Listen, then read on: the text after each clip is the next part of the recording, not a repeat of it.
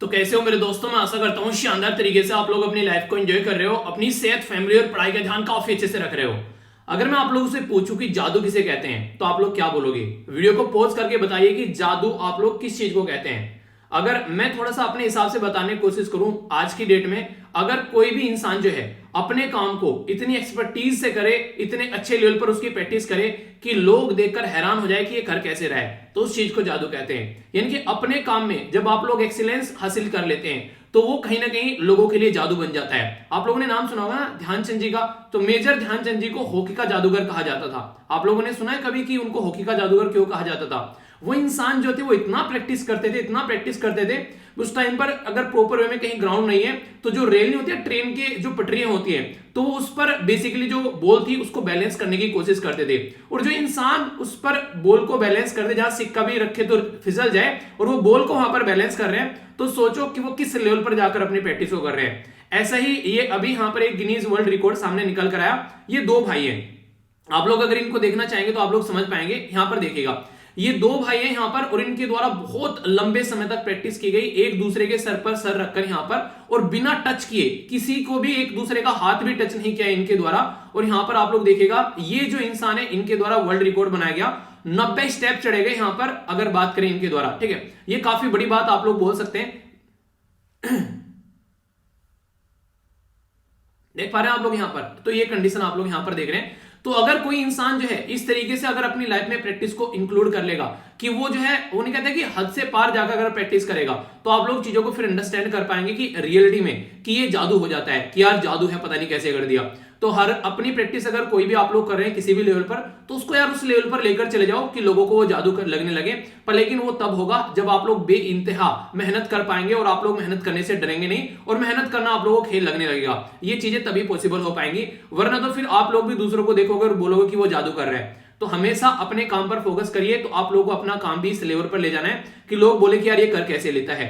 काफी शानदार आज के डिस्कशन रहने वाला है यार, दो पार्ट में डिवाइड होगा। पहले एडिटोरियल देखेंगे, काफी इंपॉर्टेंट है, सुनकर आप लोगों का मजा आ जाएगा। दूसरे पोर्शन में न्यूज एनालिसिस देखेंगे, उसमें भी काफी कुछ आप लोगों को जानने को मिलेगा, जिससे कि आप लोगों की काफी बुद्धि का भी और एक तरीके से सोचने समझने का और चीजों को डिस्कस करने का विकास होगा। इसके जो सारे नोट्स हैं वो आप लोगों को टेलीग्राम पर मिल ही जाते हैं, जाकर उनको डाउनलोड कर लेना। वीडियो के एंड में भी आप लोगों को वोकैबुलरी रहेगी, और वीडियो के अंदर तो वोकैबुलरी आप लोगों को देखने को मिल ही जाती है। तो टोटल आप लोगों का इंग्लिश का भी काफी ज्यादा अच्छा खासा इंप्रूवमेंट होता हुआ नजर आएगा। तो लेक्चर को एंड तक देखिएगा। दो क्वेश्चन भी आप लोगों को दूंगा आंसर राइटिंग के, वो भी आप लोगों को अटेम्प्ट करने हैं। मतलब कहने का मतलब ये कि पूरी बैलेंस डाइट है, आप लोगों की बॉडी का पूरा विकास करके जाएगी, अगर वीडियो को आप लोग अच्छे से एंड तक एंजॉय करोगे। तो अच्छे से एंजॉय करना, कहीं पर भी कोई डाउट हो उसको पूछना, उस डाउट को जो है फिर दूर किया जाएगा। आगे बढ़ने से पहले मैं आप लोगों से यहाँ पर एक क्वेश्चन पूछना चाहूंगा। क्वेश्चन क्या है, बेसिकली टॉपिक है। मैं सोच रहा था कि यहाँ पर इस टॉपिक को आप लोग कवर करा दूं। पर्सनली मुझे काफी अच्छा लगा ये टॉपिक, क्योंकि इस तरीके से आप लोगों से कई बार एग्जाम में क्वेश्चन पूछ ले जाते हैं और फिर आप लोग बोलते हो कहां से क्वेश्चन आ गई है। ये जनरल सा क्वेश्चन है, और ऐसे क्वेश्चन आप लोगों से यहाँ पर यूपीएससी के अंदर भी पूछे जा सकते हैं। अभी ये काफी एक इंटरेस्टिंग क्वेश्चन मुझे ये लगा कि ऐसा नहीं है कि आप लोगों की बुक जो नहीं है, किताबें रट लेते हैं, उसमें से क्वेश्चन पूछा जाएगा एग्जाम का, तो उससे थोड़ा ऊपर उठ के मिलेगा। नॉर्मली जब सर्च करोगे तो जल्दी से आप लोगों को इसका आंसर भी नहीं मिलेगा।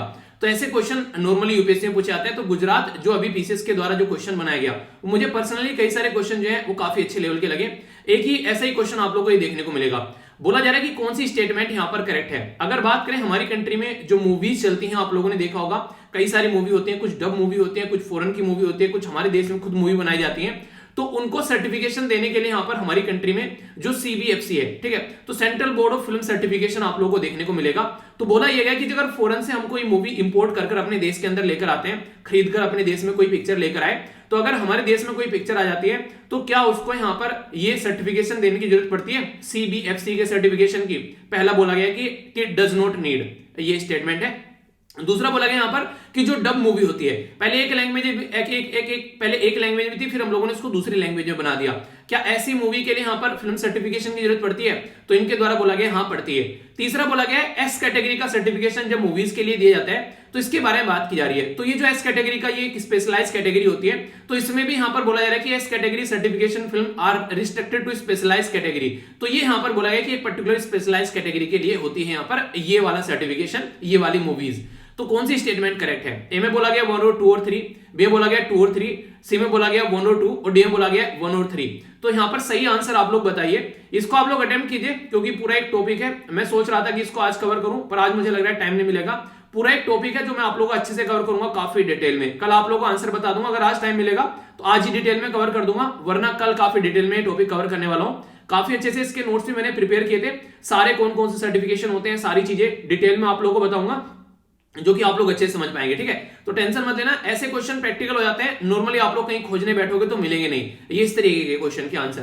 तो मुझे लगा ये आप लोगों के साथ में पूरा टॉपिक डिस्कस करना चाहिए, तो अच्छे से इस टॉपिक को मैं डिस्कस करूंगा। अगर आज टाइम मिलेगा तो आज करेंगे, टेंशन नहीं लेना, वरना कल तो फिर मैं इसको लपेट ही लूंगा। ठीक है, आइए अब यहां पर नजर डालते हैं। आप लोगों के सामने है टोटल एडिटोरियल, एक एक कर एडिटोरियल के ऊपर नजर डालेंगे। सारे एडिटोरियल कवर करूंगा, कोई भी एडिटोरियल छूटेगा नहीं।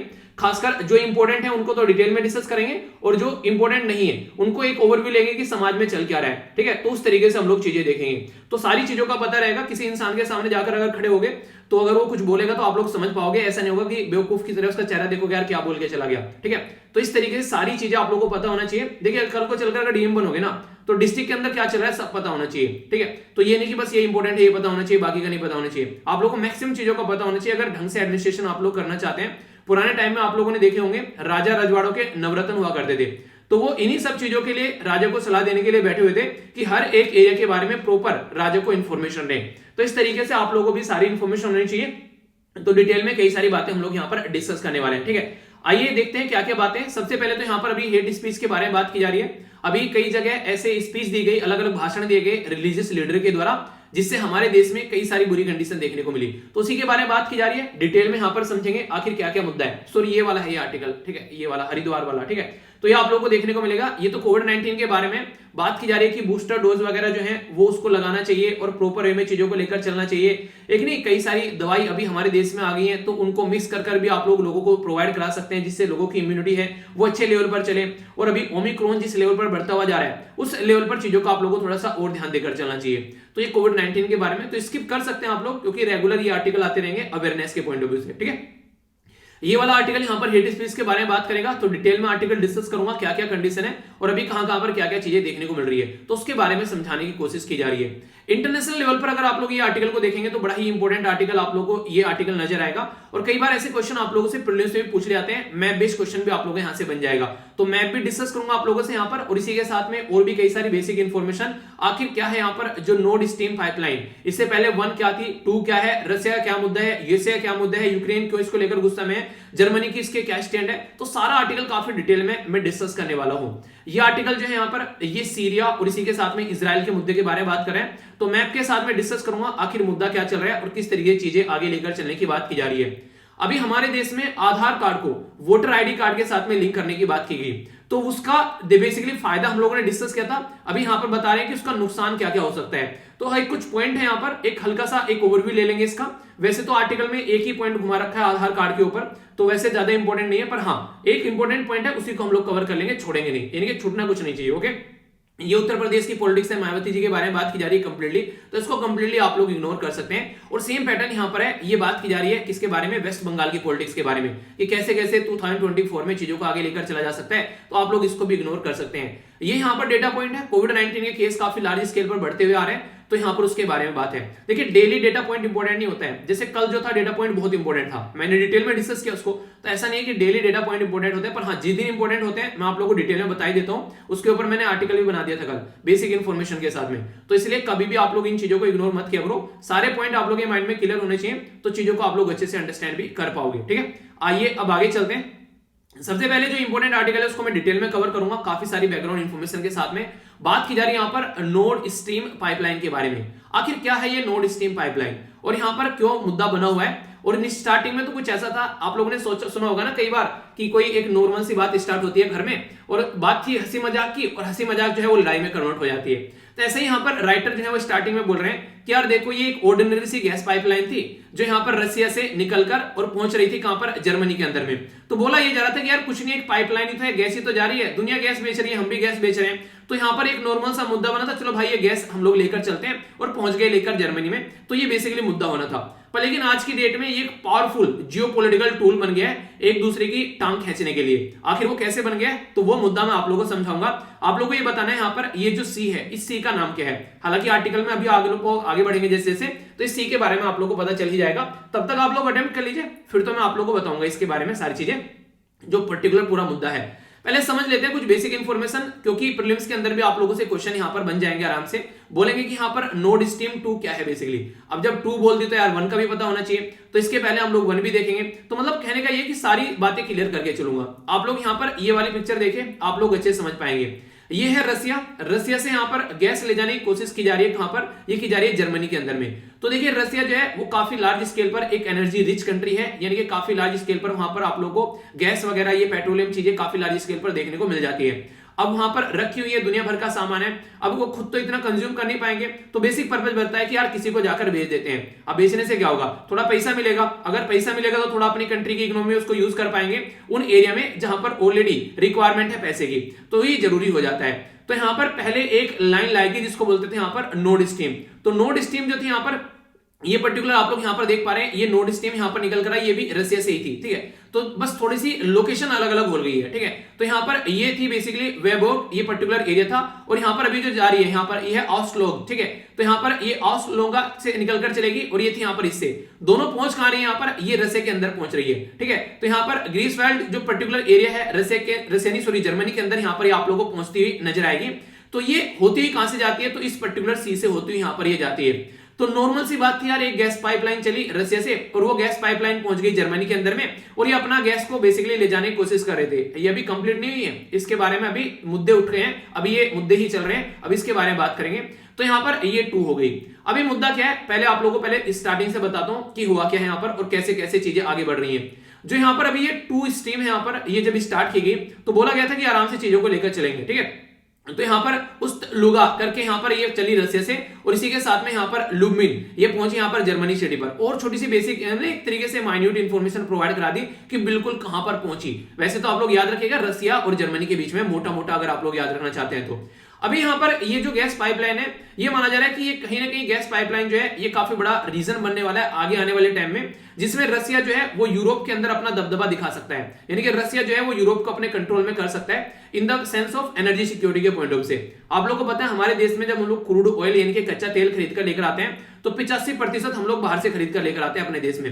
और इसी के साथ में अपने देश में जो गैस है यहाँ पर, ये नेचुरल गैस जो यहाँ पर बात करें, लगभग 55% हम लोग बाहर से खरीद कर लेकर आते हैं। यानी कि अगर जिन देशों से हम लोग ये सामान खरीद कर लेकर आते हैं, वो देश जो है कल को हमारे अपोजिट में जाकर खड़े हो जाए, हमको कुछ बोलने लगे कि ये करो, नहीं तो हम लोग तुमको गैस या फिर यहाँ पर क्रूड ऑयल यानी कि कच्चा तेल नहीं देंगे, तो फिर हम लोगों को उनकी कहीं ना कहीं माननी पड़ेगी बातें, क्योंकि हमारी कंट्री की एनर्जी सिक्योरिटी खतरे में पड़ जाती है। तो कुछ ऐसा ही मुद्दा आप लोगों को यहाँ पर देखने को मिलेगा। ये माना जा रहा है कि कल को अगर ये सारी चीजें इसी पैटर्न में चलती रही, तो कहीं ना कहीं रसिया जो है वो यूरोप को अपने सामने झुकाता हुआ नजर आएगा। और यहां पर सबसे इंपॉर्टेंट बात यह, यूक्रेन ने इसको बोला कि ये काफी ज्यादा खतरनाक एक जियोपॉलिटिकल वेपन है जो रसिया के हाथ में आप लोग देने जा रहे हैं, आप लोगों को इसका खामियाजा भुगतना पड़ेगा। आखिर यूक्रेन ने ऐसा क्यों बोल दिया यहाँ पर, ये तो ये आप लोग अभी आगे समझ पाएंगे। देखिए अगर किसी इंसान को कुछ फायदा हो रहा है ना, दूसरे इंसान को जलन जरूर होगी, ठीक है। उसको जलन इसलिए होगी क्योंकि सामने वाले का फायदा क्यों हो रहा है, और जब सामने वाले का फायदा अगर उसका दूसरे का नुकसान बन जाए तो उसके अंदर आग लग जाएगी, ठीक है। उन्हें रणवीर सिंह का एक ऐड आता है जिसमें वो एक मसाले का ऐड करता है, उन्हें उड़ता है और पीछे से आग फेंकता है, तो वो वाली आग लग जाती है कई बार लोगों के अंदर, ठीक है, अगर किसी की चीजें बढ़ती नजर आती हैं। यूनाइटेड स्टेट ऑफ अमेरिका यहां पर अभी, और कई सारी यूरोपियन कंट्री जो है वो काफी लार्ज स्केल पर इसका अपोज कर रही है। कुछ कंट्री को छोड़ दो, जैसे ऑस्ट्रिया हो गया, जर्मनी हो गया, हंगरी हो गया, नीदरलैंड हो गया, इनको छोड़कर वरना सब यहां पर इसका अपोज कर रहे हैं। कंसर्न क्या अपोज करने का वो भी बताऊंगा। माना यह जा रहा है कि यहां पर आगे आने वाले टाइम में रसिया जो है अगर ये पाइपलाइन कंप्लीट कर लेता है, तो यूरोपियन यूनियन के अंदर में, जहां पर टोटल मिलाकर 27 देश हैं यूरोपियन यूनियन के अंदर में, तो उसमें दबदबा बनता हुआ नजर आएगा रसिया का। यानी कि कहने का मतलब यहां पर ये रसिया हो गया, और यहां पर अगर ये गैस पाइपलाइन जाती है तो यूरोपियन यूनियन में काफी बड़ा दबदबा बनता हुआ रसिया के यहां पर नजर आएगा। क्यों? क्योंकि रसिया जो है यहां पर गैस पाइपलाइन की बार्गेनिंग के तौर पर यहां पर कभी भी इनके ऊपर प्रेशर बना सकता है। तो ये मुद्दा यहां पर देखने को मिल रहा है। तो कई सारी कॉम्प्लेक्सिटी यहां पर इसके आसपास में होगी। ऐसा लग रहा था कि आसानी से चीजें चल जाएंगी, पर चली नहीं। तो इंपॉर्टेंट मुद्दे पहले तो ये समझिएगा, ये जो नोड स्ट्रीम 2 है ये स्टार्ट की गई थी 2015 में, ठीक है। और यहां पर ये पर्टिकुलर एक कंपनी है रसिया की जिसका नाम है यहां पर गाज़प्रोम। तो यहाँ पर ये पर्टिकुलर कंपनी के द्वारा स्विट्जरलैंड की जो कंपनी है जिसका नाम है नॉर्ड स्ट्रीम 2 एजी, ठीक है। तो यहाँ पर ये कंपनी बेसिकली इसको ऑपरेट करने वाली है, जो यहाँ पर अभी रसिया के अंडर ये यहाँ पर चीजों को लेकर चलेंगी। तो अभी यहाँ पर ये क्या करेगी, देखिए नॉर्मल जो नॉर्ड स्ट्रीम 1 थी उससे जो यहाँ पर गैस जा रही थी उसकी लगभग ये कैपेसिटी डबल कर देगी, ठीक है। पहला तो मुद्दा ये याद रखिएगा। और लगभग यहाँ पर जो खर्चा आने वाला है आप लोगों को ये देखने को मिलेगा, ये काफी बड़ा है। आप लोग याद रखिएगा सिंबल, ये जो सिंबल होता है ये वाला, ठीक है, ये पाउंड का सिंबल होता है, ठीक है। ये जो सिंबल यहाँ पर बना हुआ है ये यूरो का सिंबल बना हुआ है। जैसे अपनी रुपये का सिंबल आप लोग को ये देखने को मिलता है, इसी तरीके से डॉलर का सिंबल आप लोग को देखने को मिलेगा। तो ये यहाँ पर अलग अलग सिंबल होते हैं। तो यहाँ पर लगभग 11 बिलियन का खर्चा आने वाला है यूरो का, जब हम लोग यहाँ पर इसको पाइपलाइन को कंप्लीट करेंगे। और 1225 किलोमीटर लंबी यहाँ पर ये पाइपलाइन चलने वाली है। नॉर्ड स्ट्रीम 1 जो थी यहाँ पर ये 2011-12 में यहाँ पर चली थी। अभी नॉर्ड स्ट्रीम जो 2 है यहाँ पर ये 2015 में इसको स्टार्ट किया गया। तो अब आगे चीजों को लेकर चला जा रहा है। देखिए हुआ क्या था, आप लोगों को पता है 2014 में क्या हुआ था। 2014 में रसिया के द्वारा क्रीमिया को हथिया लिया गया था। क्रीमिया यहाँ पर आप लोगों को एक छोटा सा रीजन देखने को मिलेगा ब्लैक सी के अंदर, ठीक है। एक मिनट देखिए इसको, यहाँ पर अगर आप लोग इसकी लोकेशन देखना चाहते हैं तो ये है क्रीमियन पेनिसुला। तो यहाँ पर इसके ऊपर रसिया ने अपना कंट्रोल जमाया, और जैसे ही रसिया ने इसके ऊपर अपना कंट्रोल जमाया, एक रेफरेंडम करवाया। रेफरेंडम का मतलब होता है एक तरीके से यहाँ पर वोटिंग करवाई, और यहाँ पर मैक्सिमम पॉपुलेशन जो है वो रशियन मूल की है। आखिर ऐसा क्यों है, आप लोगों को पता होगा पहले यूएसएसआर हुआ करता था, जो कि सोवियत संघ जिसको आप लोग बोलते थे, उसका विघटन हुआ 1990s में। तो उसमें से बहुत सारी कंट्री निकल कर आई, तो एक कंट्री यूक्रेन भी थी। अब जब यूक्रेन यहाँ पर यूएसएसआर से निकल कर आई है, तो क्रीमिया भी यार यूएसएसआर का ही पार्ट था पहले, ये बोल सकते हैं। तो यहाँ पर मैक्सिमम जो है वो रशियन मूल के लोग हैं, तो उनके द्वारा चाहते हैं कि वो रशिया के साथ मिलकर रहे। क्यों, क्योंकि हर एक कोई भी इंसान होगा ना, आप लोगों ने देखा होगा नॉर्मली अगर उसको बोलो दोस्ती किसके साथ में करनी है, तो पावरफुल इंसान के साथ में दोस्ती करने की बात करेगा। जो थोड़ा सा कमजोर आदमी है उससे इंसान जो है डिस्टेंस बना के रखता है कि कुछ नहीं करेगा, हमेशा ना कुछ मांगता रहेगा, और पावरफुल आदमी हमेशा सपोर्ट करेगा। तो इंसान हमेशा पावरफुल के हिस्से में जाना चाहता है। तो ब्लैक सी के अंदर भी कुछ ऐसा ही हुआ। ये क्रीमिया वाला जो एरिया था ये रसिया ने हथिया लिया, और रसिया को ये काफी फायदेमंद लगा। क्यों, क्योंकि रसिया के सारे जो पोर्ट है ना वो बर्फ से बेसिकली ढके रहते हैं मैक्सिमम टाइम, और यहाँ पर इसको आने जाने का रास्ता मिल जाता है आसानी से। यहाँ से निकलता हुआ ये आसानी से अगर चाहे तो मेडिटेरियन सी में जा सकता है, अगर चाहे तो इधर यहाँ से होता हुआ ये इंडियन ओशन में आ सकता है, यहाँ से इधर अगर इधर को होता हुआ जाएगा तो यहाँ से ये पर्टिकुलर दूसरे एरिया में पहुंच जाएगा, यहाँ पर यानी कि नॉर्थ अटलांटिक ओशन में यहाँ पर पहुंच जाएगा। तो यानी कि इसको पोर्ट की कनेक्टिविटी मिल जाती है। और आज के में आप लोगों को पता है सारा सामान जो है वो इसी के थ्रू अगर आप लोग लेकर जाते हैं, मैक्सिमम सबसे सस्ता यहीं से पड़ता है। तो इसीलिए रसिया ने इसको हथिया लिया। पर लेकिन अभी कंडीशन ये चल रही है, ये माना जाता है कि इसी पैटर्न में अगर रसिया चलता रहा तो यूक्रेन को फिर से अपना पार्ट बना सकते हैं। मतलब मोटे मोटे तौर पर बोलूं तो आप लोग ये बोल सकते हैं कि जैसे अगर ऐसी हरकतें चलती रही, कल को इंडिया जो है फिर से पाकिस्तान को अपने अंदर इंक्लूड कर लेगा, ऐसा यहां पर ये बोला जाता है कई बार इनके द्वारा, यूक्रेन के द्वारा। और वो बार बार ये बोलते हैं कि हमको नेटो का मेंबर बना लो, North Atlantic Treaty Organization. NATO एक ऐसा ग्रुप है जहां पर सारे के सारे जो भी मेंबर हैं, लगभग 30 मेंबर आप लोग यहां पर देखने को मिलेंगे, और सारे के सारे जो मेंबर हैं यहां पर वो इस लेवल पर काम करते हैं कि किसी भी एक मेंबर को किसी ने कुछ बोल दिया तो बाहुबली की तलवार को हाथ लगा दिया। मैंने कहता कि अगर किसी ने देवसेना को छुआ तो समझ लो ना बाहुबली की तलवार को हाथ लगा दिया। तो ये इनका फंडा आप लोग को यहां पर देखने को मिलेगा।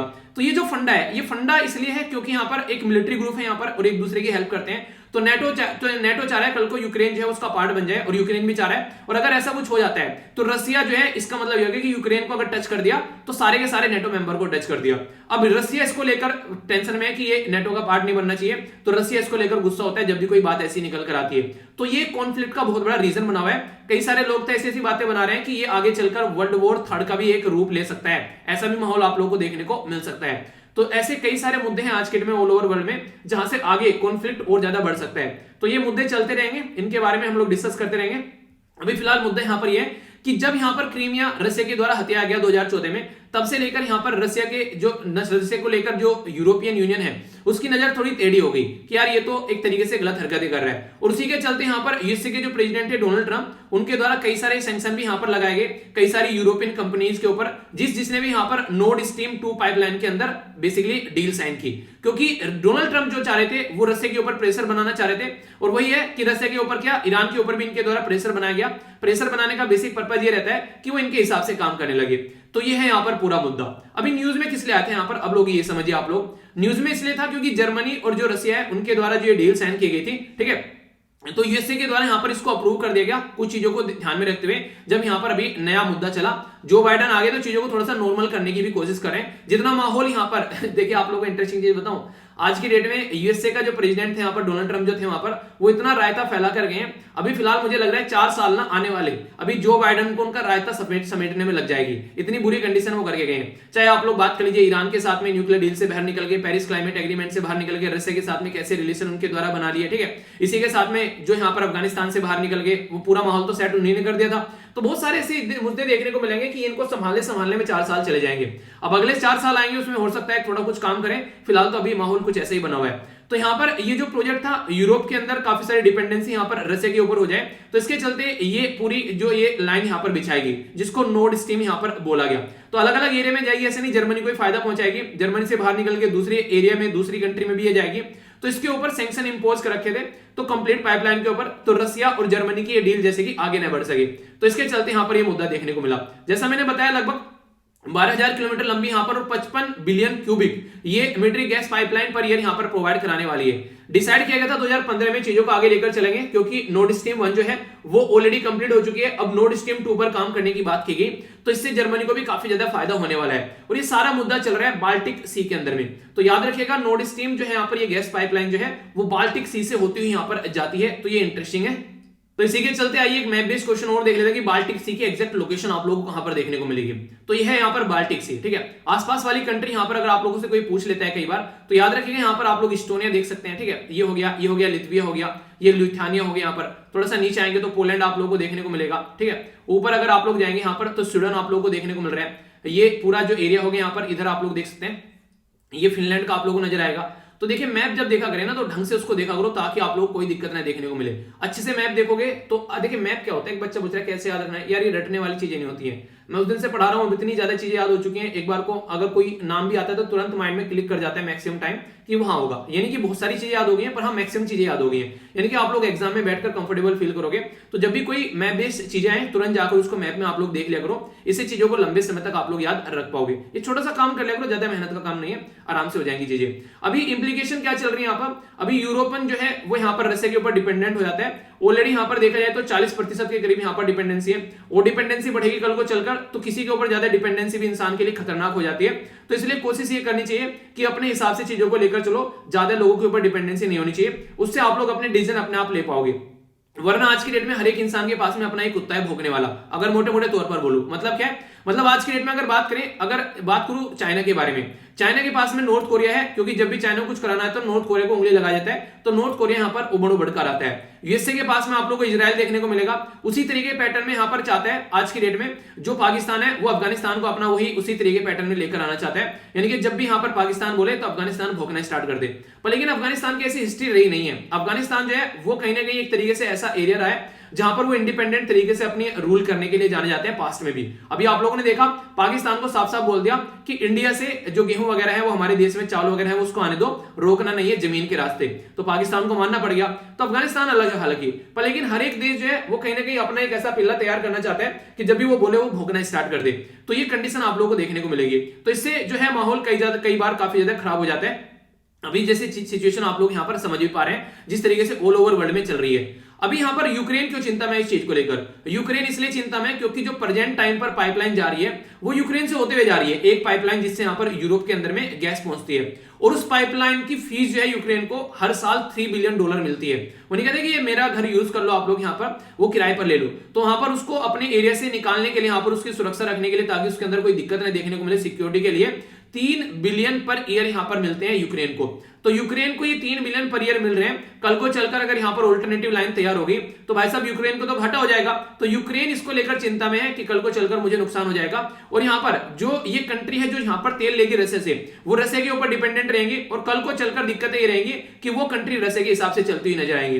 तो ये मुद्दा इनके द्वारा बोला गया है। अब इसमें रशिया की जीत हो जाएगी। क्यों? क्योंकि रशिया जो है वो यहां पर कहीं ना कहीं यूएसए जो था वो इसके ऊपर प्रतिबंध लगा रहा था और यूएसए के चलाए थे, पर लेकिन रशिया इसको लेकर आगे बढ़ रहा है। और ये जैसे ये बन जाती है तो कहीं ना कहीं एक जियोपॉलिटिकल विल होगी यहाँ पर, एक विन होगी यहाँ पर रशिया की, जो कि रशिया जो है वो एक अच्छे लेवल पर आगे बढ़ता हुआ नजर आएगा। कहने का मतलब यहाँ पर ये कि रशिया का और दबदबा बढ़ेगा। यूएसए का स्टैंड क्या है? यूएसए हमेशा दोगला स्टैंड रखता है ऐसी चीजों पर। वो क्या करता है कि सामने वाले से फायदा भी निकाल ले और एक तरीके से अपना काम भी चल जाए और एक तरीके से अपना दबदबा भी बना रहे। तो यहां पर आप लोगों को देखने को मिलेगा, वैसे तो ये डेमोक्रेसी की बात करते हैं, पर लेकिन कई जगह आप लोगों को देखने को मिलेगा इन्होंने जो नहीं ग्राउंड लेवल पर चीजें बर्बाद करके रख दी हैं। जैसे आप लोगों को देखेंगे अगर मोटे मोटे तौर पर उठाकर पुराने टाइम से सीरिया की बात कर लीजिए आप लोग, ठीक है, उसके बारे में आर्टिकल डिस्कस करूंगा। इसी के साथ में आप लोग इराक की बात कर लीजिए, लीबिया की बात कर लीजिए। तो यूएसए ने बहुत बड़ी उल्टी सीधी हरकतें की हैं पास्ट में, ठीक है, जहां पर उनको लगता है फायदा है वहां पर जाकर ये मुंह मारता है, वरना ये अपना निकल लेता है बराबर में से। वरना आज के लिए में रोहिंग्या वाला इशू चल रहा है, यूएसए उसमें ज्यादा इंटरफेयर करते ही नहीं, क्योंकि कोई ज्यादा फायदा ही नहीं है, ठीक है। पर लेकिन ये कहां पर जाकर घुसेगा, जहां पर तेल निकलता है, मतलब वहां पर पूरा काम करेगा एक तरीके से। वहां पर सिक्योरिटी एनर्जी के बारे में बात आ जाती है। और आज के डेट में एक टाइम ऐसा था, एक तरीके से एक जो कंट्री है ना, जहां पर तेल निकला था, सारी कंट्री उसके पीछे पड़ी थी कि हाँ यहां से बहुत ज्यादा फायदे हो सकते हैं। तो ऐसे कुछ माहौल यहां पर देखने को मिलेगा। तो सॉफ्ट ऑप्शन तो यहां पर ये रखता है एक तरीके से कहीं ना कहीं, कि थोड़ा थ्रेट करते रहता है कि रसिया यार ऐसा कर ले तो ऐसा मत कर, तो इसके चलते यूक्रेन का मुद्दा उठा ले, कभी कुछ कर लिया, वो सारी बातें। एक तो ये रहता है कि उसको थ्रेट करना थोड़ा सा, ठीक है, रसिया को, कि कॉन्सिक्वेंसेज हो जाएंगे अगर पाइपलाइन जो है, क्योंकि वो हार्म करेगी यूक्रेन को, और इस तरीके से बातें बोली जाती है। दूसरा यहां पर यह कि एक्सेस भी चाहता है रसिया का जो हाइड्रोकार्बन है, यूएसए खुद चाहता है उसमें जाकर मुंह मारना, ठीक है, कि हाँ उसको भी यहां पर मौका मिले। तो इसके चलते यहां पर कई बार जब नहीं मानता है, जब यहां पर रसिया, उसको कुछ ऐसी हरकतें देखने को मिलती है, तो फिर क्रीमिया वाले मुद्दे उठा लेता है। यूएसए के इलेक्शन में रसिया ने इंटरफेयर किया था 2020 में, वो वाले मुद्दे उठा लेता है 2016 में, ठीक है। तो ये वाले मुद्दे उठाकर बैठ जाता है, यानी कि सामने वाले को इधर से नहीं तो उधर से पकड़ना है। तो ऐसे इश्यूज आप लोगों को यहां पर देखने को मिल जाएंगे। अब जर्मनी क्या है, जर्मनी भी देखिए उसके सामने भी कई धर्म संकट आ जाते हैं। एक साइड में तो गैस की रिक्वायरमेंट है, दूसरी साइड में ये भी है कि यूक्रेन के साथ में रसिया कुछ गलत ना कर दे। तो जर्मनी चाहता है कि रसिया जो है वो यूक्रेन के साथ में कुछ गलत ना करे, जैसा यूक्रेन है वैसे ही बना रहे, क्योंकि नेटो का मेंबर होने के नाते कल को अगर कुछ गलत बात होती है तो जर्मनी को भी यहां पर रसिया के अगेंस्ट जाना पड़ेगा, अपनी एनर्जी सिक्योरिटी को साइड में रखना पड़ेगा, ठीक है।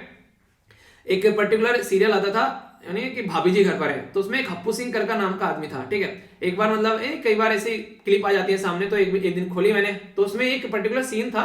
उसमें क्या होता है, वो हप्पू सिंह जो होता है एक गाड़ी में रहता है, ठीक है, तो गाड़ी के अंदर बॉम्ब रहता है, और एक साइड में बाहर जो है वो मधुमक्खियां घूमती रहती हैं। तो उसका जो चीफ था, जो हप्पू सिंह का, उसका फोन आता है, तो हप्पू सिंह पूछता है कि यहाँ पर मेरे सामने ये एक बॉम्ब रखा हुआ है और बाहर है मधुमक्खी, बाहर निकलूंगा मधुमक्खी खा जाएंगे और अंदर बॉम्ब फटेगा, क्या करूं। तो उसका चीफ कहता है कि यहाँ पर देखो उसमें 3 तार होंगे, लाल पीला काला नीला जो भी है। बोला कह रहे काले को काट दे, वो कहता है ठीक है। वो कह रहा काले को काटने जाता है, रुक जा काले को नहीं नीले को काट दे। वो कहता है ठीक है नीले को काट दे, तो कहता है रुक जा नहीं ग्रीन को काट दे। तो हप्पू सिंह जब परेशान हो जाता है तो फिर क्या बोलते हैं यहाँ पर ऐसे ऐसे में ताव में वो बोलते हैं ठीक है चलो उसको काट दे। जब उसको काट देता है कहता है यार तूने तो गलत काट दिया। तो हप्पू सिंह कहता है पहले ना फोन को साइड में रखो, ये साला दिमाग खराब कर रहा है, पहले मरवाएगा मुझे, ठीक है। तो पहले फोन को कट करता है, उसके बाद में बोलता है अब देखता हूं मुझे क्या करना है। तो कंडीशन यहाँ पर यही है आज की डेट में अगर देखा जाए तो जर्मनी जो है एक ऐसे धर्म संकट में फंसा हुआ है। एक साइड में तो यहाँ पर रसिया ऐसी हरकतें करे, दूसरी साइड में यूएस जो सैंक्शन लगाने की बात करे, ऊपर से बेचारे को एनर्जी भी चाहिए, ठीक है। तो अब ऐसे माहौल में जर्मनी जो है उसको बैलेंस बनाकर चलना पड़ेगा, जैसे इंडिया को जगह जगह बैलेंस बनाना पड़ता है। तो ये मुद्दा है। अब यहाँ पर देखिए जर्मनी ने इसके लिए जुगाड़ भी भेजा। जर्मनी ने क्या बोला, देख यार यूक्रेन ये लाइन तू बन जाने दे, ये लाइन अगर बनेगी तो देखिए हमें बहुत फायदा होगा। यूक्रेन बोलेगा तेरे फायदे से मुझे क्या फायदा है, मेरे फायदे की बात करना कुछ, तो मैं सोचूं। तो जर्मनी ने बोला ठीक है मैं तेरे लिए फंड बनाते हैं हम भाई साहब, तुमको फंड देंगे जिसका नाम ग्रीन फंड रखा गया, ग्रीन फंड फॉर यूक्रेन। उसमें क्या किया गया इनके द्वारा, जर्मनी के द्वारा यहाँ पर 175 मिलियन दिए गए, जिसके चलते आगे आने वाले टाइम में और इसको बढ़ाने की बात की जा रही है ताकि यूक्रेन को इसका नुकसान न झेलना पड़े, ठीक है। क्योंकि यूक्रेन जो है काफी लार्ज स्केल पर इन सब चीजों के ऊपर डिपेंडेंट है, तो ये एक ऑल्टरनेटिव रास्ता भी यहां पर तैयार करने की कोशिश कर रहे हैं। तो ये कई सारे मुद्दे हैं। तो देखो थी तो एक सीधी सी लाइन कि भाई साहब एक सीधी लाइन जा रही है, यहां से गैस निकलेगी और यहां पहुंच जाएगी। पर लेकिन अभी ये पूरा एक ऐसा महाभारत इस गैस लाइन के चारों ओर बन गया कि लोग सोचने के लिए मजबूर हैं कि ये गैस लाइन ही है, कुछ और चल रहा है यहाँ पर। तो ये पूरा इश्यू था जो आई होप कि आप लोगों ने अच्छे से समझा होगा। कोई भी कंफ्यूजन होगा तो बताइएगा जरूर, अगर कंफ्यूजन होगा तो फिर उसको दूर कर लिया जाएगा, ठीक है। और इसी के साथ में आप लोगों को लगता है अगर ये चीजें अच्छी चल रही हैं तो जरूर आप लोग यार एक छोटा सा काम किया करो, लेक्चर को लाइक सपोर्ट आप लोग कर सकते हैं, जिससे कि चीजें जो है वो एक सही डायरेक्शन में चलती रहे, ठीक है। तो आप लोग जरूर याद रखा करो, बार बार बोलकर भी मुझे भी अच्छा नहीं लगता है, तो आप लोग भी कोशिश किया करो कि बिना बोले इसको कर दो, क्योंकि जिस तरीके से यूट्यूब को पता चलता है, यूट्यूब की एल्गोरिथम ही ऐसी है यार, ठीक है। अगर आप लोग उसमें रिपोर्ट करोगे तो उसको लगेगा वीडियो गलत है, अगर आप लोग उसको सपोर्ट करेगा तो लगेगा वीडियो अच्छी है, वहीं से उसको पता चलता है कि वीडियो कैसी है। इसमें मैं कुछ नहीं कर सकता, ये तो ऐसा तो है नहीं कि मैंने खुद का ऐप बना रखा है वहां पे चीजें चल रही हैं, तो कोई दिक्कत ही नहीं थी वहां पे, तो फिर अपना लगे रहो, कोई कुछ नहीं करेगा वहां पर, क्योंकि हम ही मालिक है उसके। मैंने कहते हैं दिल्ली के मालिक हमें, तो यहाँ पर यूट्यूब का तो मालिक है नहीं यार, तो यूट्यूब के हिसाब से काम करना पड़ेगा। अगर कोई उल्टी सीधी हरकतें करेगा तो हमको उसका अपोजिट में कुछ काम करना पड़ेगा। तो ये थोड़ी चीजें होती हैं। तो कैसा लगा ये आर्टिकल बताएगा, बाकी कुछ भी कंफ्यूजन हो तो वो भी बताएगा, उसको दूर किया जाएगा। एक बात तो आप लोगों को पता होगी कि रसिया जो है बहुत बड़ा खिलाड़ी है। रसिया बोले तो ये है यहाँ पर रसिया के प्रेसिडेंट व्लादिमीर पुतिन, ठीक है, और ये है बशर अल असद, ये है सीरिया के प्रेसिडेंट। यहाँ पर जो सीरिया के प्रेसिडेंट है, इससे पहले इनके पिताश्री थे, यहाँ पर रूल किया करते थे, और फिर उसके बाद में यहाँ पर ये आ गए, अब ये रूल कर रहे हैं। तो इतने लंबे समय तक एक ही इंसान का थोपड़ा देखते रहना इंसान के लिए वैसे भी रहने लगता है कि यार यही इंसान गद्दी पर बैठा रहेगा, कोई और आए तो कुछ मजा लगे, ठीक है, क्योंकि ये इंसान जो है वो काफी उल्टी सीधी हरकतें कर रहा है। तो इसके चलते कई बार यहाँ पर इसकी न्यूज भी बन जाती है कि हाँ कैसे कैसे चीजों को टैकल करना है। तो फिलहाल प्रेजेंट टाइम पर अभी यहाँ पर कंडीशन ये है, ये ऐसे इश्यूज आप लोगों को कई बार रिपीटेडली देखने को मिलते रहते हैं। अभी यहाँ पर आज की डेट में बात करें, कुछ भी अगर सीरिया के अंदर होता है तो सीरिया को जो है इसके प्रेसिडेंट जो है तो उसको सपोर्ट कौन करने आता है, उसको सपोर्ट करने आता है रसिया। और यहाँ पर अगर जो अपोजिशन पार्टी है उसको अब तक सपोर्ट करा था बेसिकली यूएसए। तो यूएसए जो था वो अपोजिशन पार्टी को सपोर्ट करा था और रसिया जो है यहाँ पर इनके प्रेसिडेंट को सपोर्ट करा था। तो इनडायरेक्ट वे में रसिया और यूएसए सीरिया के अंदर लड़ रहे थे और सीरिया एक तरीके से महाभारत का कुरुक्षेत्र बना हुआ था यहाँ पर अलग अलग तरीके से। हालांकि चीजें जो है अब आकर थोड़ी थोड़ी शांत हो गई यहाँ पर फिर भी कई सारे एरिया जो अलग अलग एरिया में डिवाइडेड है। तो यहाँ पर कुछ एरिया ऐसे हैं जो कि यहाँ पर आज के में जो एक तरीके से सीरिया के साथ में जो मिला हुआ है, रसिया के साथ में ईरान भी मिला हुआ था और ईरान की और इजराइल की आपस में बनती नहीं है। ईरान और इजराइल जो है वो बिल्कुल यानी कुत्ते बिल्ली की तरह एक दूसरे के साथ में लड़ते हैं। तो उस चीज को ध्यान में रखते हुए इजराइल क्या करते रहता है, कई बार मजे लेते रहता है। इजराइल क्या इंडायरेक्ट में तो यूएसए बोलो, क्योंकि यूएसए ही ऐसी चीजें करवाते हैं। वो यहाँ पर बार बार क्या करते हैं, यहाँ पर सीरिया के ऊपर कई बार अटैक करते रहते हैं, ठीक है। तो अभी यहाँ पर इजराइल के द्वारा फिर यहाँ पर इंटरनेशनल नॉर्म्स का जो है हनन किया गया और स्ट्राइक की गई यहाँ पर सीरिया के खिलाफ, ठीक है। तो सीरिया के यहाँ पर ऊपर अटैक किया गया यहाँ पर इनके द्वारा। तो इसके चलते कई सारे इश्यूज देखने को मिलते हैं। ये एक ऐसा क्राइसिस है जहां पर बहुत सारी मल्टी पार्टी होनी, कई सारी ऐसी मूवी बन जाना जिसमें दुनिया भर के एक्टर एक ही मूवी में आप लोगों को देखने को मिल जाए और समझ में ना आए कौन सा एक्टर कौन सा रोल प्ले कर रहा है। यहां पर इनके बीच में एक और मुद्दा आप लोगों को देखने को मिलेगा, एक गोलन हाइट वाला एरिया है। गोलन हाइट जो थी वो पहले किसके कंट्रोल में थी, वो पहले सीरिया की गोलन हाइट थी। अब यहाँ पर 1967 के करीब से लगभग वो जो गोलन हाइट है वो आज की डेट में आप लोगों को ये बेसिकली इजराइल के कंट्रोल में नजर आएगी। तो इजराइल उसके ऊपर अपनी जो है खाद जमाए बैठा है तो उसको छोड़ने के लिए तैयार नहीं है। तो इश्यू जो है वो बहुत पुराने हैं, यानी कि आग जो है वो बहुत पुरानी लगी हुई है। तो अभी अगर बार बार जो न्यूज में आता है तो आप लोगों को बेसिक इंफॉर्मेशन यहाँ पर पता होनी चाहिए कि हाँ चल क्या रहा है। इजराइल में कई बार ये भी माना जाता है, यहाँ पर सीरिया के अंदर सॉरी ये भी माना जाता है कि यहाँ पर गवर्नमेंट जो है कई बार अपोजिशन की जो पार्टी है उसको सप्रेस करने के लिए कई सारी उल्टी सीधी गैस वगैरह भी यूज करती है। तो ऐसे भी इश्यूज निकल कर आते हैं। तो एक खंडर बना हुआ है आज की डेट में। अगर सीरिया को आप लोग देखो जाकर, अफगानिस्तान तो ज्यादा न्यूज में आ गया इसलिए यहाँ पर अफगानिस्तान ज्यादा डिस्कस कर रहे हैं आज के डेट में लोग, पर लेकिन सीरिया एक टाइम पर ऐसा था कि हर तीसरे दिन सीरिया का आर्टिकल आता था, हर तीसरे दिन सीरिया में बम ब्लास्ट होता था। तो सीरिया की काफी ज्यादा खस्ता हालत आप लोगों को देखने को मिलती थी। इसी बहाने से सीरिया को एक बार मैप में देख भी लेते हैं, एग्जैक्ट लोकेशन आप लोग कहां पर देखने को मिलेगी। तो ये एग्जैक्ट सीरिया आप लोगों को यहाँ पर नजर आएगा। सीरिया के अगर आसपास वाली कंट्री आप लोग देखना चाहेंगे तो आप लोग यहाँ पर देखते हैं, ये हो गया यहाँ पर एग्जैक्ट सीरिया आप लोगों के सामने हो गया। यहाँ पर इधर इराक हो गया, जॉर्डन हो गया, ये इजराइल हो गया, यहाँ पर ये लेबनान हो गया, ठीक है। तो इसके बारे में याद रखिएगा। ऊपर अगर थोड़ा सा जाएंगे तो इधर तुर्की हो गया। तो ये पर्टिकुलर अपनी कंट्री कंपेयर में आप लोग जरूर देखा करो, ठीक है। यहाँ से अगर आएंगे तो ये आप लोग यहाँ पर ये है हमारी जान और शान हमारा भारत महान। तो ये आप लोगों को यहाँ पर एग्जैक्ट देखने को मिलेगा लोकेशन, और तो यहां से आप लोग सीरिया को देख सकते हैं। तो कंडीशन यहां पर ये ऐसा नहीं कि इशू यही है, इशू और भी सारे हैं। एक है कुर्द कम्युनिटी। कुर्द कम्युनिटी क्या चाहती है, वो कुछ पोर्शन सीरिया का लेकर, कुछ पोर्शन तुर्की का लेकर, कुछ पोर्शन आसपास वाले दूसरे एरिया का लेकर इराक का, ये अपना कुर्दिस्तान बनाना चाहते हैं। हमारे देश में से खालिस्तान बनाना चाहते हैं, उसी तरीके से यहाँ पर ये कुर्दिस्तान बनाना चाहते हैं। और ये कुर्द कम्युनिटी जो है ये यूएसए को सपोर्ट कर रही थी जब यूएसए यहाँ पर लड़ रहा था। तो इसलिए यूएसए यहाँ पर ये बोल के गया था इसको कुर्द कम्युनिटी को कि आप लोग अपना काम करते रहो जो भी आप लोग कर रहे हैं, और कल को चलकर अगर कोई कुछ गलत करता है तो यहाँ पर हम तुम्हारे साथ में खड़े होंगे, ठीक है। हालांकि वो साथ में खड़ा हुआ मिला नहीं कोई अच्छे लेवल पर, वो एक अलग बात है। पर लेकिन यही है कि कुर्द कम्युनिटी का काफी इस्तेमाल किया गया यूएसए के द्वारा यहाँ पर कहीं ना कहीं बशर अल असद के खिलाफ भी चीजों को करने में। तो बहुत सारे ऐसे ग्राउंड लेवल पर यहाँ पर मुद्दे बने हैं। तो कभी भी अगर यहाँ पर कोई नया इस तरीके का बम ब्लास्ट देखने को मिलता है तो इसका मतलब ये नहीं कि अभी कोई नया मुद्दा बन गया बम ब्लास्ट करने का, यहाँ पर नहीं, उसके पीछे आप लोगों को माहौल देखने को मिलेगा कि ऑलरेडी बना हुआ है। यहाँ पर बहुत लंबे समय से यहाँ पर बार बार सीज फायर की बात की जाती है कि भाई साहब लड़ो मत, चीजों को नॉर्मल रखते हैं। तो यहाँ पर अभी उन चीजों को नहीं, अभी आप लोगों ने देखा होगा अगर एक हाथ में किसी उंगली में चोट लगी हो, ठीक है, तो हम लोग उसको देखते रहते हैं कितनी बड़ी चोट लगी, कितनी बड़ी चोट लगी है। छोटा सा नाखून पड़ा हुआ है, पता चला आगे चलकर कुछ टाइम बाद दूसरे हाथ की उंगली कट गई, ठीक है, वो नाखून पड़ा हुआ याद भी नहीं आएगा। तो ऐसे ही कुछ माहौल यहाँ पर देखने को मिलते रहता है टाइम टू टाइम कि एक मुद्दा चलता रहता है। तो अभी यहाँ पर सीरिया वाला मुद्दा था, अभी अफगानिस्तान वाला मुद्दा आ गया, तो अफगानिस्तान वाले मुद्दे पर सब जंप कर गए, सीरिया वाले को भूल गए। वरना सीरिया में यहाँ पर एक तरीके से ह्यूमन राइट बहुत सारे वोलेशन देखने को मिल रहे थे। यहाँ पर बच्चे, महिला, बुजुर्ग, किसी को कोई बख्शा नहीं जा रहा था, सबको एक लपेटे में लिया जा रहा था। बहुत दुनिया भर के लोग के यहाँ पर जान गई। तो ये काफी लंबे समय से यहाँ पर इशू चल रहा था। और इशू चला क्यों था, क्योंकि पहले इनके फादर थे, फिर ये आ गए, तो उनके खिलाफ प्रोटेस्ट था कि यहाँ पर डेमोक्रेटिकली इलेक्टेड एक गवर्नमेंट होनी चाहिए। ऐसा नहीं कि एक ही इंसान का बेसिकली यहाँ पर सर हमारे एक ही इंसान जो है हमारे सर पे नाचता रहेगा और वही सारी चीजें करता रहेगा। तो इन चीजों को ध्यान में रखते हुए यहाँ पर मुद्दा बना था। पर लेकिन वही है, अभी भी ये मुद्दा जो है वो बरकरार है। अब सोल्यूशन क्या निकलेगा वो जो भी होगा वो आने वाले टाइम में देखने को मिल जाएगा। तो एक छोटा सा इशू है, बस बता दिया आप लोगों को यहाँ चल क्या रहा है, ताकि आप लोगों के माइंड में इसको लेकर कंफ्यूजन न रहे। ये जो आर्टिकल है यहाँ पर ये हेट स्पीच के बारे में है, यानी कि द्वेषपूर्ण भाषण, यानी कि किसी को नुकसान पहुंचाने के लिए, किसी को चिढ़ाने के लिए, किसी को एक तरीके से किसी का मुखौल, यानी कि एक तरीके से नहीं, किसी का मजाक उड़ाने के लिए ऐसी चीज देखने को मिलती है। तो जीएस पेपर 1 और 2 के अंदर आप लोगों से क्वेश्चन पूछा जा सकता है। यहाँ पर ये यूपीएससी के अंदर काफी इंपॉर्टेंट टॉपिक बन जाता है। अभी हरिद्वार में यहाँ पर देखने को मिला, इसको नफरत का गढ़ बोला गया, और ऐसे ही कुछ दिनों पहले दिल्ली के अंदर भी आप लोगों को देखने को मिला था। और ऐसे ही कुछ माहौल यहाँ पर अलग अलग लीडर करते रहते हैं। जैसे मैंने एक इंटरेस्टिंग बात बताऊं आप लोगों को, मैंने सर्च किया लीडर कम्युनिटी, वो मुस्लिम मैंने सर्च किया कि मुस्लिम कम्युनिटी लीडर, तो सामने खुलकर यहाँ पर इन जनाब की पिक्चर आप लोगों को देखने को मिलेगी। ओवासी साहब है यहाँ पर ये, यानी कि मैक्सिमम जो लोग हैं कहीं ना कहीं उन लोगों को सर्च ज्यादा करते हैं जैसे हेट स्पीच वगैरह फैलाते हैं। तो कहीं ना कहीं एल्गोरिथम में अगर मुस्लिम कम्युनिटी के लीडर के बारे में बात करें, पूरे देश में बस यही मुस्लिम कम्युनिटी के लीडर बन गए, तो आप लोगों को देखने को मिलेगा। इसी तरीके से बात करें हिंदू कम्युनिटी के लीडर बस यही बन गए हैं। तो ये ऐसे ऐसे शब्द यूज करते हैं कि जिससे जरा सी देर में सोसाइटी में, समाज में आग लग जाए। तो कहीं ना कहीं इस तरीके के जो लोग हैं उनसे डिस्टेंस बनाकर रखनी चाहिए। तो इसके चलते जब यहाँ पर हरिद्वार के अंदर एक पूरा एक जमघट लगा यहाँ पर, जिसको धर्म संसद बोला गया, उसमें कई सारे ऐसे शब्द यूज किए गए माइनॉरिटी के खिलाफ में कि एक तरीके से नहीं, एक हिंदू राष्ट्र है, हिंदू को आगे लेकर चले, मुस्लिमों से खतरा है, बिल्कुल ऐसे जैसे ये शब्द यूज करते हैं ना कि मुस्लिमों को हिंदू से खतरा है, ऐसे शब्द इनके द्वारा बोले गए कि हिंदू को मुस्लिमों से खतरा है। तो यानी कि एक कम्युनिटी को, दो कौम को लड़ाने की कोशिश यहाँ पर की जाती है। ऐसा माहौल आप लोगों को देखने को मिलेगा। तो 17 से लेकर 19 दिसंबर तक यहाँ पर ये उत्तराखंड के अंदर पूरा काम चला, और पुलिस ने यहाँ पर इसके खिलाफ कोई ज्यादा एक्शन भी नहीं लिया। तो ये काफी बड़ा एक इशू बन गया। तो इसके चलते बोला गया कि यहाँ पर कोई इस्लाम को खतरे बताता है, कोई एक तरीके से हिंदू को खतरे बताता है, तो ये कितने हद तक सही है इसके नाम पर।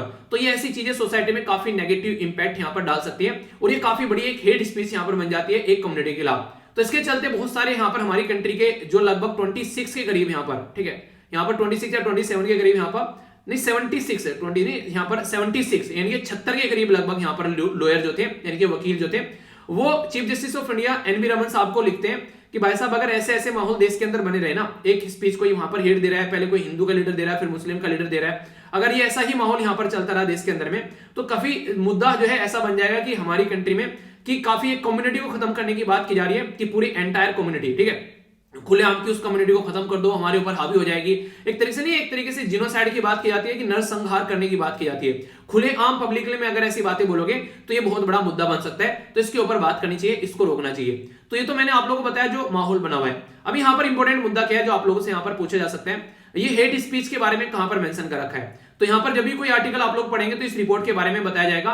267 रिपोर्ट है यहाँ पर लॉ कमीशन ऑफ इंडिया की। इसे बताया गया कि अगर किसी के भी खिलाफ कोई तरीका इंसाइटमेंट देखने को मिलता है, कोई हेट्रेट यहाँ पर फैलाता है, कोई भी किसी पर्टिकुलर ग्रुप के खिलाफ, कोई पर्सन के खिलाफ, रेस के खिलाफ, एथनिसिटी, जेंडर, सेक्सुअल ओरिएंटेशन के, रिलीजियस के खिलाफ, बिलीफ के खिलाफ कोई भी ऐसा कुछ काम करता है तो हेट स्पीच में यहां पर आएगा। देखिए आप लोगों को ना फंडामेंटल राइट मिला हुआ है। पार्ट 3 में जब आप लोग जाएंगे, इंपॉर्टेंट पॉइंट है याद रखिएगा, पार्ट 3 में जब संविधान में आप लोग जाएंगे तो आर्टिकल 12 से लेकर आर्टिकल 35 तक आप लोग फंडामेंटल राइट है। उसके अंदर आर्टिकल जो 19 है यहाँ पर ये आप लोगों को बताता है फ्रीडम ऑफ स्पीच के बारे में। पर लेकिन ये फ्रीडम ऑफ स्पीच आप लोगों को इतनी भी फ्रीडम नहीं देती है कि आप लोग ऐसी स्पीच दो कि वो दूसरों की जिंदगी बर्बाद कर दे। तो ये भी आप लोगों को समझना पड़ेगा। तो ऑटोनॉमी है आप लोगों के पास में, पर लेकिन उसके ऊपर रीजनेबल रिस्ट्रिक्शन लगी हुई है ताकि एक ऐसे सोसाइटी में हम लोग रह सके कि यहाँ पर हम लोग अच्छा माहौल बनाकर रख सकें। तो हेट स्पीच यहाँ पर नहीं होनी चाहिए, वरना एक दूसरे का गला काटते हुए नजर आएंगे। तो इसलिए जरूरी है कि इनसे डिस्टेंस बनाकर रखें। तो मेजर रीजन क्या रहते हैं? अपने धर्म को, अपनी कास्ट को, अपने रीजन को, अपनी रेस को सुपीरियर दिखाना, एक तो ये देखने को मिलेगा, तो काफी खतरनाक होता है। और पर्टिकुलर आइडियोलॉजी को फॉलो करके चलना कि बस हम ही सब है, यानी कि मैं बोलूं ना कि मेरे जैसा इस पूरी अगर बात करें ब्रह्मांड में अच्छा कोई पढ़ाता नहीं है, मैं इतना महान टीचर हूं कि मेरे जैसा कोई पढ़ाता नहीं है, और मेरे जैसा कोई पढ़ाते मेरे सामने आप लोग लेकर आ जाओ तो मैं ये कर दूं वो कर दूं, ये इतनी घटिया बात होगी जिसकी कोई हद नहीं है। एक से एक बेस्ट टीचर आप लोगों को मिल जाएंगे जिनके सामने मैं बोलूं कि मैं उनके पैरों की भी धूल नहीं हूं। ऐसे ऐसे महान टीचर हैं, मैं भी जिनसे पढ़ के आया हूं, बहुत सारे ऐसे शानदार टीचर हैं। और आजकल में दुनिया भर के टीचर आप लोग को यूट्यूब पर पढ़ा रहे हैं, खूब मेहनत कर रहे हैं, एक से एक बेहतरीन टीचर पढ़े हुए हैं। ठीक है, हाँ ये मैं बोल सकता हूं कि यार मैं भी एक मेहनत कर रहा हूं आप लोगों को चीजें समझाने के लिए, मतलब मैं कोशिश कर रहा हूं अपनी तरफ से। अब कितना आप लोगों को समझ में आता है वो तो आप लोग जानो, तो आप लोग कितना उससे फायदा हो रहा है। तो ये शब्द होते हैं एक तरीके से हम्बल शब्द, बोलने वाले शब्द। मैं बोलने लगूंगी बस नहीं मैं ही हूं, ठीक है, मैं ही बाहुबली हूं, मेरे जैसा कोई कुछ नहीं करता है। तो ये वाली बातें ना, ये घटिया बातें होती है, एक लो क्वालिटी मेंटेलिटी की सोच होती है। ठीक है, जैसे मैं बोलता हूं, जैसे आप लोग जो भी वीडियो देखते हो, एक बच्चा कह रहा है कि सर मैं आपकी वीडियो लाइक करता हूं, मैं बोलता हूं यार जिस भी वीडियो को आप लोग देखा करो लाइक कर दिया करो, सब मेहनत करते हैं। ठीक है, तो इससे क्या होता है, इससे ये होता है कि आप लोग के अंदर एक जेनरसिटी आती है, आप लोग एक तरीके से चीजों को अच्छे तरीके से देखते हैं, पॉजिटिव अपना आप लोग लगते हैं। पर लेकिन चिढ़ोगे किसी से तो फिर आप लोग के अंदर नेगेटिव भावना आना स्टार्ट हो जाएंगी। तो नेगेटिव भावना कभी नहीं होनी चाहिए। कोई चीज पसंद नहीं आ रही ना, उसको इग्नोर करके निकल जाओ वहां से, उसके ऊपर अपनी रिएक्शन ही मत दो। वो जो कर रहा है कोई कुछ नंगा डांस कर रहा है, उल्टी सीधी हरकतें कर रहा है, करने दो उसको, ठीक है। अगर आप लोग रिएक्शन ही नहीं दोगे तो उसका कुछ भी हरकतें करना जो है वो एक तरीके से गलत हो जाएगा। हाँ, अगर कोई अपना पैजामा पार कर रहा है, हद से ज्यादा काम कर दिया किसी ने, तो फिर उसके खिलाफ एक्शन लो अपना, जो भी आप लोगों को एक वैलिड लॉ के हिसाब से जो भी लीगल एक्शन है, तो फिर एक्शन ले लो और फिर एक्शन लेकर छोड़ दो, अपना देखता रहेगा क्या हो गया। तो इस तरीके से काम को करो, वरना किसी के पचड़े में टांग अड़ाया करते हैं, अपने काम पर फोकस क्या करते हैं। तो अगर ऐसी हरकतें देखने को मिलेगी तो समाज जो है वो एक सही डायरेक्शन में नहीं चलेगा। तो इसके चलते ऐसा नहीं हमारे लिए ही यहाँ पर काम है, सबके लिए यहाँ पर पूरे कानून वगैरह दे रखे हैं। पहले आप लोगों में यहाँ पर बताता हूं, आप लोग ये देखिए, अगर इवन हमारे पॉलिटिशियन भी ना कल को चलकर जैसे स्पीच देने जा रहे हैं इलेक्शन के टाइम पर, अगर वो भी कुछ गलत बोलते हैं तो उनको भी यहाँ पर इलेक्शन कॉन्टेस्ट करने से रोका भी जा सकता है, अगर ऐसा कोई हरकतें कर रहे हैं। सेक्शन 8 में representation of the people act के तहत यहाँ पर ये बातें बोली गई है कि अगर कोई ऐसी हरकतें कर रहा है तो उसको रोको, ठीक है। इसी के साथ में सेक्शन 123 और 125 में भी यहां पर बातें बोली गई कि कोई धर्म के नाम पर, रिलीजन के नाम पर कोई ऐसी बातें बोल रहा है तो उसको रोको। तो ये सारी बातें ऑलरेडी हमारी कंट्री में रूल और रेगुलेशन बनाकर बोल रखी है। क्यों? पता है, पॉलिटिशियन जो है वोट लेने के लिए क्या क्या हरकतें पार कर जाते हैं, तो इसलिए उनके ऊपर एक लगाम कसी जा सके, ऐसी यहां पर चीजें आप लोग को देखने को मिलेगी।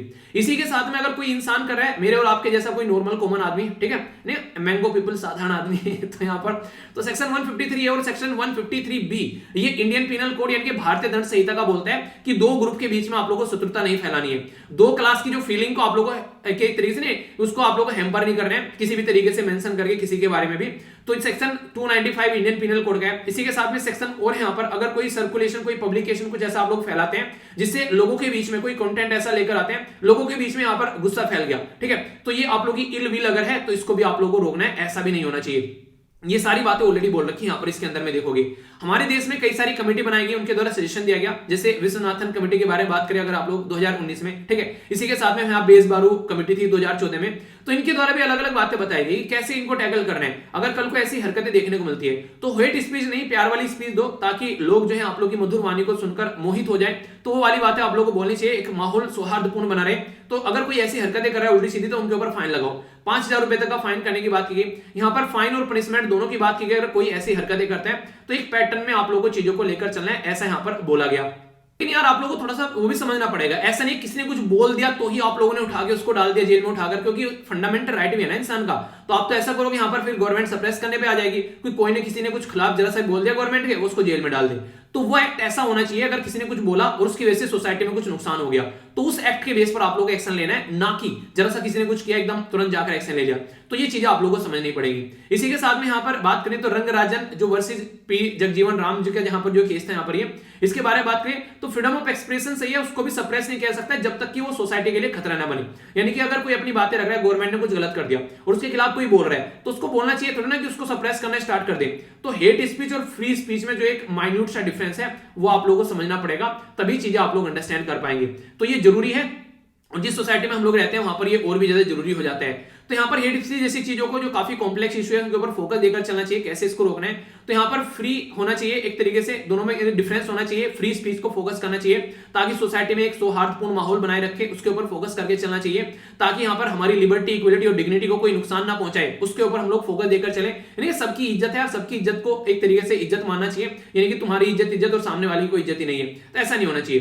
तो इसके चलते हम लोग काम करना चाहिए, प्रॉपर डेफिनेशन के थ्रू यहाँ पर डिफाइन करना चाहिए, ताकि लोग अवेयर नहीं, अपनी जो है बेसिकली एक सीमा न लागे। तो ये सारी बातें यहाँ पर बोली गई हैं, ठीक है। तो ये काफी इंपॉर्टेंट आर्टिकल था, डायरेक्ट क्वेश्चन बन सकते हैं यहाँ पर हेट स्पीच के बारे में। तो कुछ भी अगर लिखने के लिए आ जाए तो मुझे नहीं लगता कि अब आप लोगों को कोई कंफ्यूजन इसके बारे में होना चाहिए, अगर होगा तो बताएगा, फिर उस कंफ्यूजन को दूर किया जाएगा। ये जो नेक्स्ट आर्टिकल है, अभी मैंने आप लोगों से कई बार एक आर्टिकल डिस्कस किया है जिसमें यहाँ पर बात करते हैं कि आधार कार्ड को लिंक करने की बात की जा रही है वोटर आईडी कार्ड के साथ में। अब यहाँ पर सारी अच्छी बातें मैंने आप लोगों से डिस्कस की थी कि कल को आधार कार्ड जो है वोटर आईडी कार्ड के साथ में अगर लिंक हो जाता है तो उससे फायदा क्या क्या देखने को मिलेगा। फायदा क्या होगा, जैसे कि जो भी लोग जो है डुप्लीकेट हैं, अलग अलग कॉन्स्टिट्यूएंसी में उनके दो जगह वोट डाल देते हैं, वो खत्म हो जाएगा यहाँ पर तो प्रॉपर तरीके से इंसान को आइडेंटिफाई किया जाएगा, हाँ यही रियल पर्सन है, किसी की जगह कोई और जाकर वोट नहीं डालेगा, ठीक है। प्रॉपर वे में आधार कार्ड के साथ में अगर रहेगा तो वैलिडेट अगर किसी को करना है तो 1 सेकंड में उसको हम लोग वैलिडेट भी कर सकते हैं। फास्ट चीजें हो जाएंगी, यहाँ पर आराम से अपडेशन होता रहेगा, सारी चीजें ऑनलाइन है, डिजिटल है, तो ज्यादा फेक चीजें नहीं देखने को मिलेगी। एक बार आधार कार्ड ढंग से बना ले तो फिर सारी चीजें उसके पैटर्न में चलती रहेंगी। तो ये सारी बातें मैंने आप लोगों से डिस्कस की थी। अभी उसके चलते जब हमारे देश में बिल पास किया गया, सबसे पहले तो बिल याद रखेगा, इलेक्शन लॉ अमेंडमेंट बिल 2021 है, जिसके चलते यहां पर बोला गया हम लोग इसको लेकर आ रहे हैं। और representation of the people act 1950 का जो है उसके अंदर यहां पर चेंज किया जा रहा है, जिसके चलते यहां पर आधार कार्ड को इलेक्टोरल रोल डेटा के साथ में कनेक्ट कर एक अपडेशन की बात की जा रही है। तो इंडिविजुअल हर एक पर्सन का अपडेशन यहाँ पर जरूरी है, वो अपडेशन किया जाएगा। तो इससे किसी का भी इंक्लूजन जो होना चाहिए वो होना चाहिए, यहाँ पर किसी को भी ये ना हो कि पता चला आप लोगों ने डिनाई कर दिया, ये ऐसा नहीं होना चाहिए, ठीक है। तो इंपोर्टेंट मुद्दा क्या है? इंपोर्टेंट मुद्दा यहाँ पर यह कि जीएस पेपर 2 के अंदर आप लोगों से क्वेश्चन बन सकता है इसके बारे में। अब सबसे पहले तो कुछ बेसिक इंफॉर्मेशन आप लोगों को मैं बता देता हूं, जो मैंने पहले भी आप लोगों को थोड़ी बताई थी। देखिए 2 एक्ट है हमारे देश में, एक तो representation of the people act 1950, एक है representation of the people act 1951।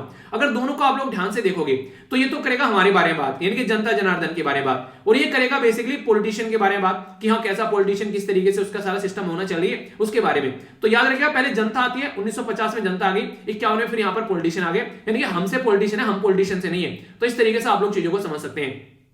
अभी बात करें क्वालिफिकेशन के बारे में, तो वोटर की क्वालिफिकेशन के बारे में बात की जाती है यहाँ पर कि क्या होनी चाहिए, कितनी एज का वोटर जो है वोट डालना चाहिए, इलेक्टोरल रोल कैसे तैयार करने हैं कि उनका लिस्ट में नाम आए, कौन सी कॉन्स्टिट्यूएंसी में क्या क्या चीजें होनी चाहिए, allocation of the seat in the parliament कैसे होनी चाहिए, स्टेट के अंदर में कैसे होनी चाहिए। तो डिलिमिटेशन कमीशन अगर पूछ ले यहाँ पर representation of the people act कौन से में आता है, तो याद रखिएगा 1950 में आता है। कंफ्यूज मत हो जाना, ऐसे क्वेश्चन पूछ लेंगे तो आप लोगों को लगेगा कहां से आ गया, तो भाई साहब यहां से आ गया। थोड़ा सा भी ध्यान से रखोगे ना चीजों को तो आप लोग यहाँ पर उसको पकड़ पाओगे। और देखिए एग्जामिनर ना वो आप लोगों को देखता है कि कहां पर आप लोग चूक रहे हैं, ठीक है, तो वहीं पर ही आप लोग की नब्ज पकड़ लेता है वो। तो ठीक है, तो अखंड गुनहगार बचने से अगर बचना है एग्जाम में तो आप लोगों को क्या करना पड़ेगा, आप लोगों को यहाँ पर ये चीजें क्लियर रखनी पड़ेगी माइंड में।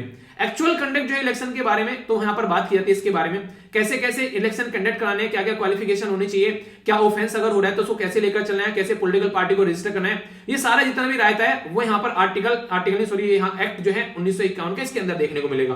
तो ये मुद्दा है। तो अभी राइटर यहाँ पर ये बोल रहे हैं कि कल को चलकर अगर आप लोगों को कोई बोले, जो आप लोग ये कर रहे हैं यहाँ पर कि आज के डेट में कि यहाँ पर एक आधार को आप लोग वोटर आईडी कार्ड के साथ में लिंक कर रहे हैं, तो राइटर को यहाँ पर सबसे बड़ा मुद्दा एक नजर आ रहा है जिसके ऊपर वो चेक कर चिल्ला कर बोल रहे हैं। और वो मुद्दा क्या है? वो मुद्दा यहाँ पर इनका ये है कि अभी हमारे देश में आधार कार्ड आप लोगों ने ऑलरेडी लिंक रखा है कई सारे एरिया में, यानी कि जो आधार कार्ड आप लोग यूज करते हैं ना, वो जैसे कि एमजी नरेगा के बारे में बात कर ले, Mahatma Gandhi national rural employment guarantee scheme. क्या है ये स्कीम? ये स्कीम ऐसी है कि लोकल एरिया में ही लोगों को जो है एम्प्लॉयमेंट मिल जाएगा, ज्यादा दूर नहीं जाना पड़ेगा, लगभग 100 दिन का तो एम्प्लॉयमेंट ये दे ही देते हैं। तो उसके चलते अगर आप लोग जाकर अपना रजिस्टर करवाते हैं तो याद रखिएगा अगर 15 दिन के अंदर अंदर आप लोगों को काम नहीं मिलता है तो आप लोगों को यहाँ पर अनएम्प्लॉयमेंट का भत्ता मिलना स्टार्ट हो जाएगा, यानी कि यहाँ पर राइट टू वर्क दे दिया गया इंसान को कि आप लोगों को वर्क मांगोगे, काम मांगोगे तो काम मिलेगा। तो ये वाला पहली बार दुनिया में इतनी बड़ी स्कीम चलाई गई जो कि राइट टू वर्क के बारे में बात कर रही है। ये स्कीम चल रही थी ठीक ठाक, कई सारी कमियां खामियां रहती हैं चीजों के अंदर में, पर लेकिन जैसे ही आधार कार्ड इसके अंदर ऐड किया गया तो बोला गया कि बहुत सारा फायदा देखने को मिला। पर लेकिन जब ग्राउंड लेवल पर कई सारे जो लोग हैं उनके द्वारा स्टडी की गई, जिनमें जीन ड्रेजी का भी नाम लिया गया, ठीक है, इसी के साथ में ऋतिका खरे का नाम लिया गया, ये काफी इंपॉर्टेंट सोशल रिफॉर्मर लोग आप लोग बोल सकते हैं जो सोसाइटी के लिए काम करते हैं, कुछ गलत कहीं चल रहा है तो उनके बारे में बताते हैं। तो पता ये चला बहुत सारे ऐसे एमजी नरेगा के लोग हैं जिनकी सैलरी जो है वो एक टाइम डिफाइन कहता है इसके अंदर पहुंच जानी चाहिए, उससे कई कई महीने बाद जा रही है। सोचो उस इंसान की जिसकी दिहाड़ी आती है डेली और उससे उसका घर चलता है, उसको सैलरी नहीं मिल रही है तो वो काम किया जा रहा है तो उसका घर कैसे चलेगा। तो ऐसे कई सारे इश्यूज यहाँ पर देखने को मिले। और गवर्नमेंट बोलती है बहुत सारा पैसा बचा लिया, तो कई बार ऐसा लगता है कि पैसा इसलिए बच गया क्योंकि बहुत सारे लोग जो है वो एक्सक्लूड हो गए, किसी का डेटा जो वेरीफाई नहीं हुआ, किसी का आधार कार्ड में नाम में गलत हो गया, किसी का अकाउंट जो है वो आधार कार्ड के साथ में कनेक्ट नहीं है, इतनी सारी चीजें यहाँ पर होगी कि इंसान जो है उसको रोजी रोटी मिलना बंद हो गई। तो ऐसे इश्यूज देखने को मिले। अब यही कंडीशन अगर जो आप लोग नरेगा के बारे में बात करें वहां पर आप लोगों ने ढंग से इंप्लीमेंट नहीं करी, अगर यही काम आप लोग यहाँ पर इलेक्शन में लेकर चलोगे इस पैटर्न में और यहाँ पर भी कुछ ऐसी दिक्कत देखने को मिल गई तो उसका कैसे सोल्यूशन आप लोग निकालोगे, इसके बारे में तो आप लोगों ने बताया नहीं। यानी कहने का मतलब इनका यह है कि इसके बारे में भी आप लोगों को बात करनी चाहिए थी। ये भी एक काफी बड़ा मुद्दा है जिसको आप लोग कंप्लीटली इग्नोर कर बैठ गए। तो इसके बारे में कौन बात करेगा, तो ये भी तो एक इशू था ना, इसके बारे में बात करें तो वोटर की टांग खींचने वाली बात होगी तो पीछे चल गया, ठीक है, कि वोटर को वोट ही न डालने दे जाए। तो यहां पर पता चला आप लोग का आधार कार्ड जो है उसके बारे में भी कई सारी बातें मैंने डिस्कस की थी, हालांकि आज के आर्टिकल में ये नहीं है, वो भी बता देता हूं। आधार कार्ड जो है हमारे देश में जो पास किया गया था ना, इसको मनी बिल बनाकर पास किया गया था। और मनी बिल का मतलब क्या होता है? मनी बिल का मतलब यहां पर ये होता है कोई भी ऐसा इशू जो कि यहां पर ओनली लोकसभा के हाथ में पावर है वो उसको पास करा देगा, राज्यसभा के हाथ में उसको लेकर ज्यादा पावर रहती नहीं है। तो ये आधार कार्ड जो था वो मनी बिल बनाकर पास कर लिया, ये भी हालांकि कोर्ट में केस पहुंचा था। तो कई सारे ऐसे मुद्दे हैं यहां पर अगर बात करें जिसके चलते आधार कार्ड में किसी का नाम अगर गलत छपा है, ऑलरेडी आधार कार्ड में किसी का डेटा गलत है, उसी के ऊपर सारी नींव टिकी हुई है, मतलब आधार कार्ड नींव हो गया, पता चला उसी में गड़बड़ है, किसी ऐसे इंसान को मिल गया जिसको यहां पर आधार कार्ड जो है मिलना नहीं चाहिए था, एक तरीके से गलत तरीके से किसी ने बना लिया, उसको सारे फायदे हो रहे हैं। तो बहुत सारी ऐसी दिक्कतें देखने को मिल सकती हैं जिसका सॉल्यूशन निकालना चाहिए। तो यहां पर ऐसा नहीं है कि आप लोग पर्टिकुलर बस बोल दो कि इस तरीके से लेकर चलना है और वही आप लोग इंप्लीमेंट कर रहे हो। एक बेसिक चीज क्या है वो भी आप लोगों को यहां पर समझनी पड़ेगी। तो ये बातें यहां पर इसके अंदर बताई गई है, ठीक है। आई होप कि आप लोगों के माइंड में क्लैरिटी होगी। एक पूरा ओवरव्यू मैंने यहां पर दे दिया जिससे कि आप लोगों के माइंड में कोई भी कंफ्यूजन अब इसको लेकर देखने को नहीं मिले। देखिए रहता क्या है कि आप लोग सोचते हैं कि पता नहीं कहां से क्या आ गया, तो सारी चीजें वही होती है घुमा फिरा कर। थोड़ा सा आप लोग ध्यान रखोगे तो चीजों को समझ पाओगे। कंसर्न यही दिखा रखेंगे आधार कार्ड जो है वो मैंडेटरी नहीं होना चाहिए, ठीक है। फियर हो सकता है काफी ज्यादा कि हाँ एक तरीके से डिसइंफ्रिंजमेंट देखने को मिले, डिसइंफ्रिंजमेंट यानी कि एक तरीके से लोगों का कनेक्शन ना बैठे यहाँ पर इसके साथ में, ये सारी चीजें देखने को मिल सकती है, ठीक है। डेटा प्रोटेक्शन लॉ भी हमारे देश में नहीं है, पता चला कल को यहाँ पर पॉलिटिकल पार्टी जो है वो उनको टारगेटेड इलेक्शन के लिए टारगेट ही करने लगी, वो चीजें हो जाएंगी। प्राइवेसी वाला इशू यहाँ पर निकल कर आ जाएगा, ठीक है। जैसे अभी आधार कार्ड का डेटा जो था वो मार्केट में घूम रहा था, तो वो सारे इश्यूज आप लोगों को देखने को मिल जाते हैं। गवर्नमेंट बोलती है वॉलंटरी है, पर लेकिन फिर आगे चल के चीजें उस तरीके से देखने को मिलती है, फिर पैटर्न में आ जाती हैं। तो चीजें क्या है कि आप लोगों को प्रॉपर वे में कॉम्प्रिहेंसिव लेजिस्लेशन लेकर आना चाहिए, उसके चलते फिर यहाँ पर क्लैरिफिकेशन भी देना चाहिए कि कैसे आप लोग यहाँ पर सब चीजें, सारा डेटा जो है वो कैसे रखोगे, कैसे उसको लिंक करोगे, सब चीजें पब्लिकली ओपन होनी चाहिए। ऐसा नहीं कि आप लोग इंटरली चीजों को लेकर चल रहे हो, ठीक है। तो ये पूरा आर्टिकल मैंने आप लोगों को डिटेल में बता दिया, कोई भी कंफ्यूजन आप लोगों के माइंड में इसको लेकर नहीं होना चाहिए, ठीक है। तो आर्टिकल कौन कौन से देखे अगर एडिटोरियल के बारे में बात करें तो हम लोगों ने एक तो सीरिया वाला मुद्दा देख लिया डिटेल में, इसी के साथ में मैंने आप लोगों को पूरा डिटेल में जो नोड स्टेम वाला ये बता दिया, मैं बेस जहां पर जो लोकेशन थी वो भी हम लोगों ने काफी डिटेल में देखी। इसी के बारे में हेट स्पीच वाला यहाँ पर हम लोगों ने देखा, ठीक है। तो हेट स्पीच वाला मुद्दा पूरे डिटेल में हम लोगों ने समझ लिया, पूरा बेसिक भी मैंने आप लोगों को बता दी कहां कहां पर क्या क्या है इसके बारे में। तीसरा मुद्दा हम लोगों ने अभी यहाँ पर ये जो बेसिक था आधार कार्ड वाला मुद्दा देख लिया, इसमें सारी बेसिक इंफॉर्मेशन मैंने आप लोगों को बता दी। तो ये काफी इंपॉर्टेंट मुद्दे थे जिनके बारे में पता होना चाहिए। डिस्कस करने लायक बाकी के एडिटोरियल का मैंने आप लोगों को ओवरव्यू दे दिया। अब यहां पर चलेंगे प्रीलिम्स फोकस डिस्कशन के अंदर में, तो यहां भी कई सारे इंपॉर्टेंट पॉइंट आप लोगों को जानने को मिलेंगे। सबसे पहले बात की जा रही है कि ओमिक्रॉन के बारे में। देखिए ओमिक्रॉन जो है वो काफी लार्ज स्केल पर बढ़ता हुआ जा रहा है, जिसके चलते काफी ज्यादा न्यूज आप लोगों को रेगुलर देखने को मिलेगी। तो ओमिक्रॉन के बारे में कुछ ऐसी बातें हैं जिसके बारे में आप लोग याद रखते हैं, जैसा मैंने पहले भी आप लोगों को बताया था, अगर कल को क्वेश्चन बन जाए तो आप लोग उसको क्वेश्चन को उसको अटेम्प्ट कर सको। ऐसा नहीं होना चाहिए कि यार ये क्वेश्चन कहां से आ गया, ये तो समझ में नहीं आ रहा है, पल्ले नहीं पड़ रहा है। तो बेसिक जो इन्फॉर्मेशन है ना, कम से कम वो आप लोग की नोट डाउन हो जानी चाहिए, और फिर उनसे क्वेश्चन बनता रहे तो आप लोग उसको आंसर करते रहो, ठीक है। जैसे अगर बात करूं ओमिक्रॉन के बारे में, तो याद रखिएगा ओमिक्रॉन के बारे में जब बात करते हैं तो B11 इसी के साथ में इसको बोलते हैं 529, ठीक है।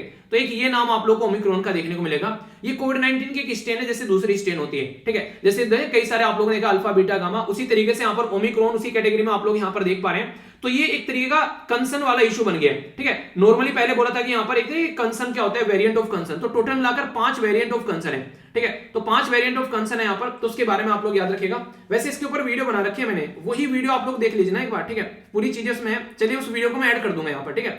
देख लेना, छोटी सी वीडियो है 5 मिनट की, पहले भी हालांकि आप लोगों को दिखा सकूं, जो देख चुका है उसको स्किप कर देना, ठीक है। तो सोच रहा हूँ वो ऐड कर दूं, काफी प्यारी वीडियो से मेहनत लगी थी यार मुझे बहुत बनाने में, ठीक है। और उससे अच्छी तरीके से चीजें भी समझ में आ जाएगी, वही देख लीजिए आप लोग यहाँ से, उसको मैं यहाँ से ऐड कर देता हूँ, ठीक है।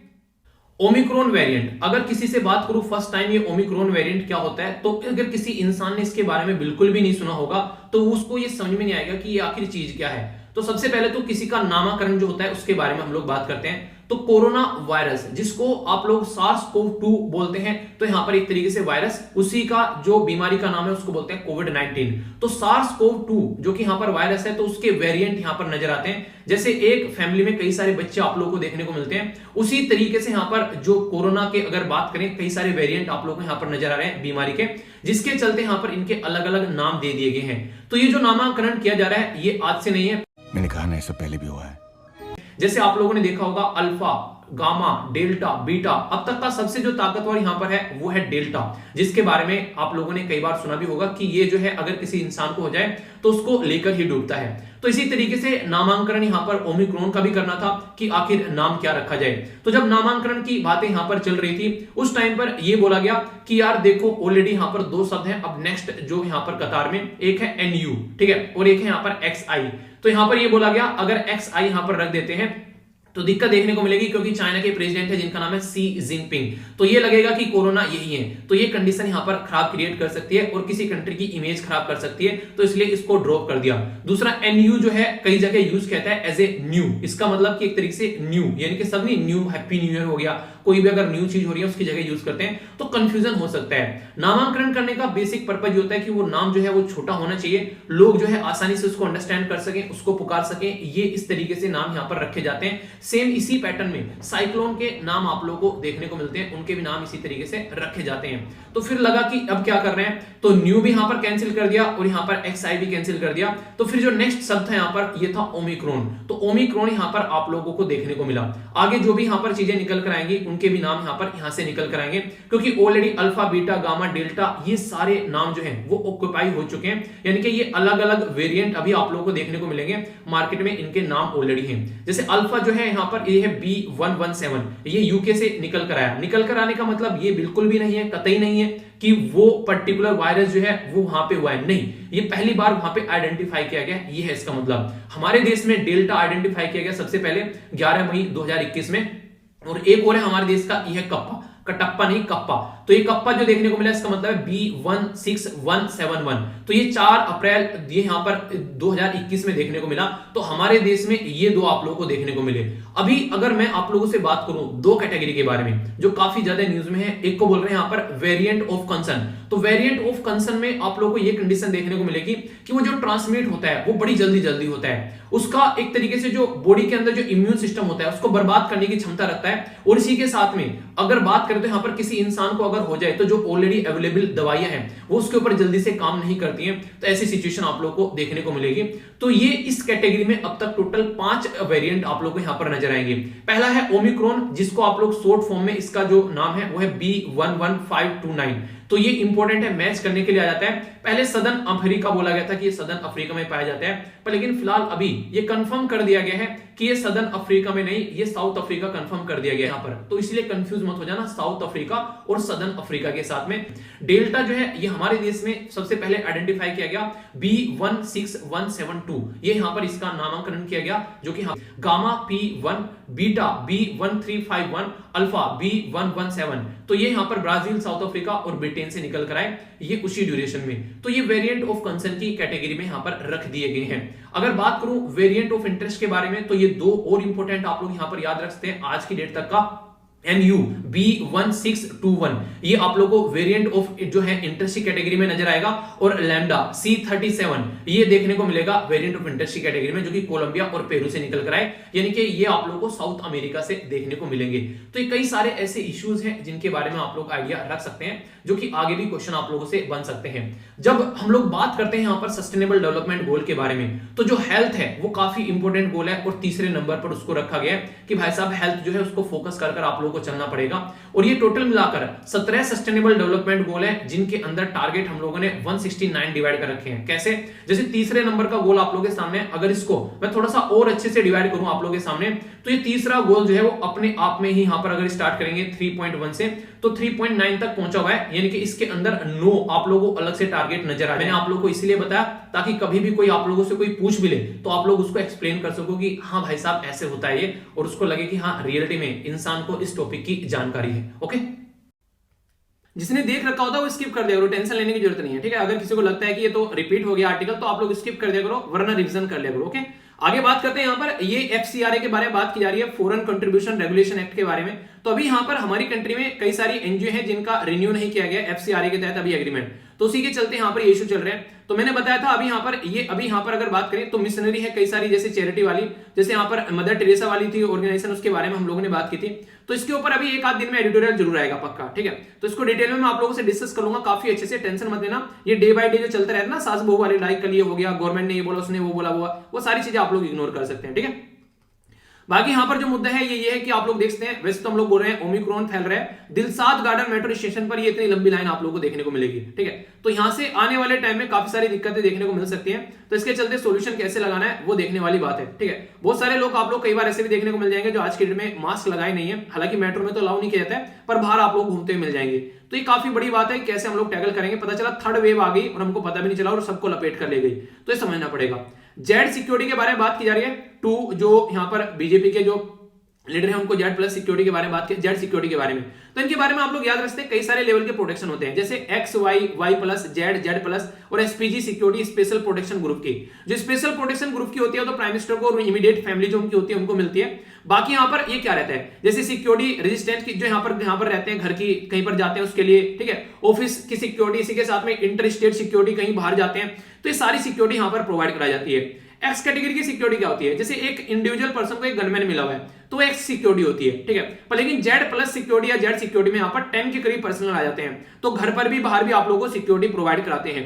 तो ये जो सिक्योरिटी फोर्स होती है इसके अंदर क्या रहता है आप लोगों को पता होना चाहिए। सेंट्रल आर्म पुलिस फोर्स जो है सीएपीएफ आप लोग बोलते हैं, उसमें कई सारी जो फोर्स रहती है जैसे कि सीआईएसएफ हो गया, सीआरपीएफ हो गया, आईटीबीपी हो गया, उससे यहाँ पर बेसिकली हमारे जो जवान है उनको निकाल कर लेकर आया जाता है। वीआईपी अदर देन पीएम उनको सिक्योरिटी प्रोवाइड कराती है नेशनल सिक्योरिटी गार्ड, ठीक है, जिसको एनएसजी आप लोग बोलते हैं। सेंट्रल जो यहाँ पर रिजर्व पुलिस फोर्स के साथ में सेंट्रल इंडस्ट्रियल पुलिस फोर्स यहाँ पर ये देखने को मिलती है, ठीक है। तो एनएसजी जो है यहाँ पर ये कोर फंक्शन ही है। अगर आप लोगों ने काउंटर टेररिज्म में ऑपरेशन में भी यहाँ पर ये वीआईपी की सिक्योरिटी के लिए यहाँ पर प्रोवाइड की बात करते हैं, ठीक है। तो अगर बात करें यहाँ पर इसके बारे में, पहले एनएसजी काफी ज्यादा सिक्योरिटी प्रोवाइड कराता था, पर लेकिन अभी यहाँ पर एनएसजी के ऊपर से यहाँ पर ये बर्डन हटाकर, क्योंकि यहाँ पर काउंटर टेररिज्म ऑपरेशन ये करता है तो इसके चलते उसके लिए अलग से यहाँ पर सिक्योरिटी के प्रोविजन किए जा रहे हैं ताकि इनके ऊपर ज्यादा बर्डन न पड़े। तो ये है यहाँ पर, तो इसी के चलते यहाँ पर सीआरपीएफ और सीआईएसएफ यहाँ पर ये काम करते हुए नजर आते हैं। तो बेसिक एक इंपॉर्टेंट टॉपिक आप लोगों का बन जाता है, प्रीलिम्स में कई बार क्वेश्चन पूछ ले आते हैं, तो कंफ्यूजन नहीं होना चाहिए, आप लोगों के माइंड में क्लैरिटी रहेगी तो लंबे समय तक आप लोग उसको याद भी रख पाएंगे, ठीक है।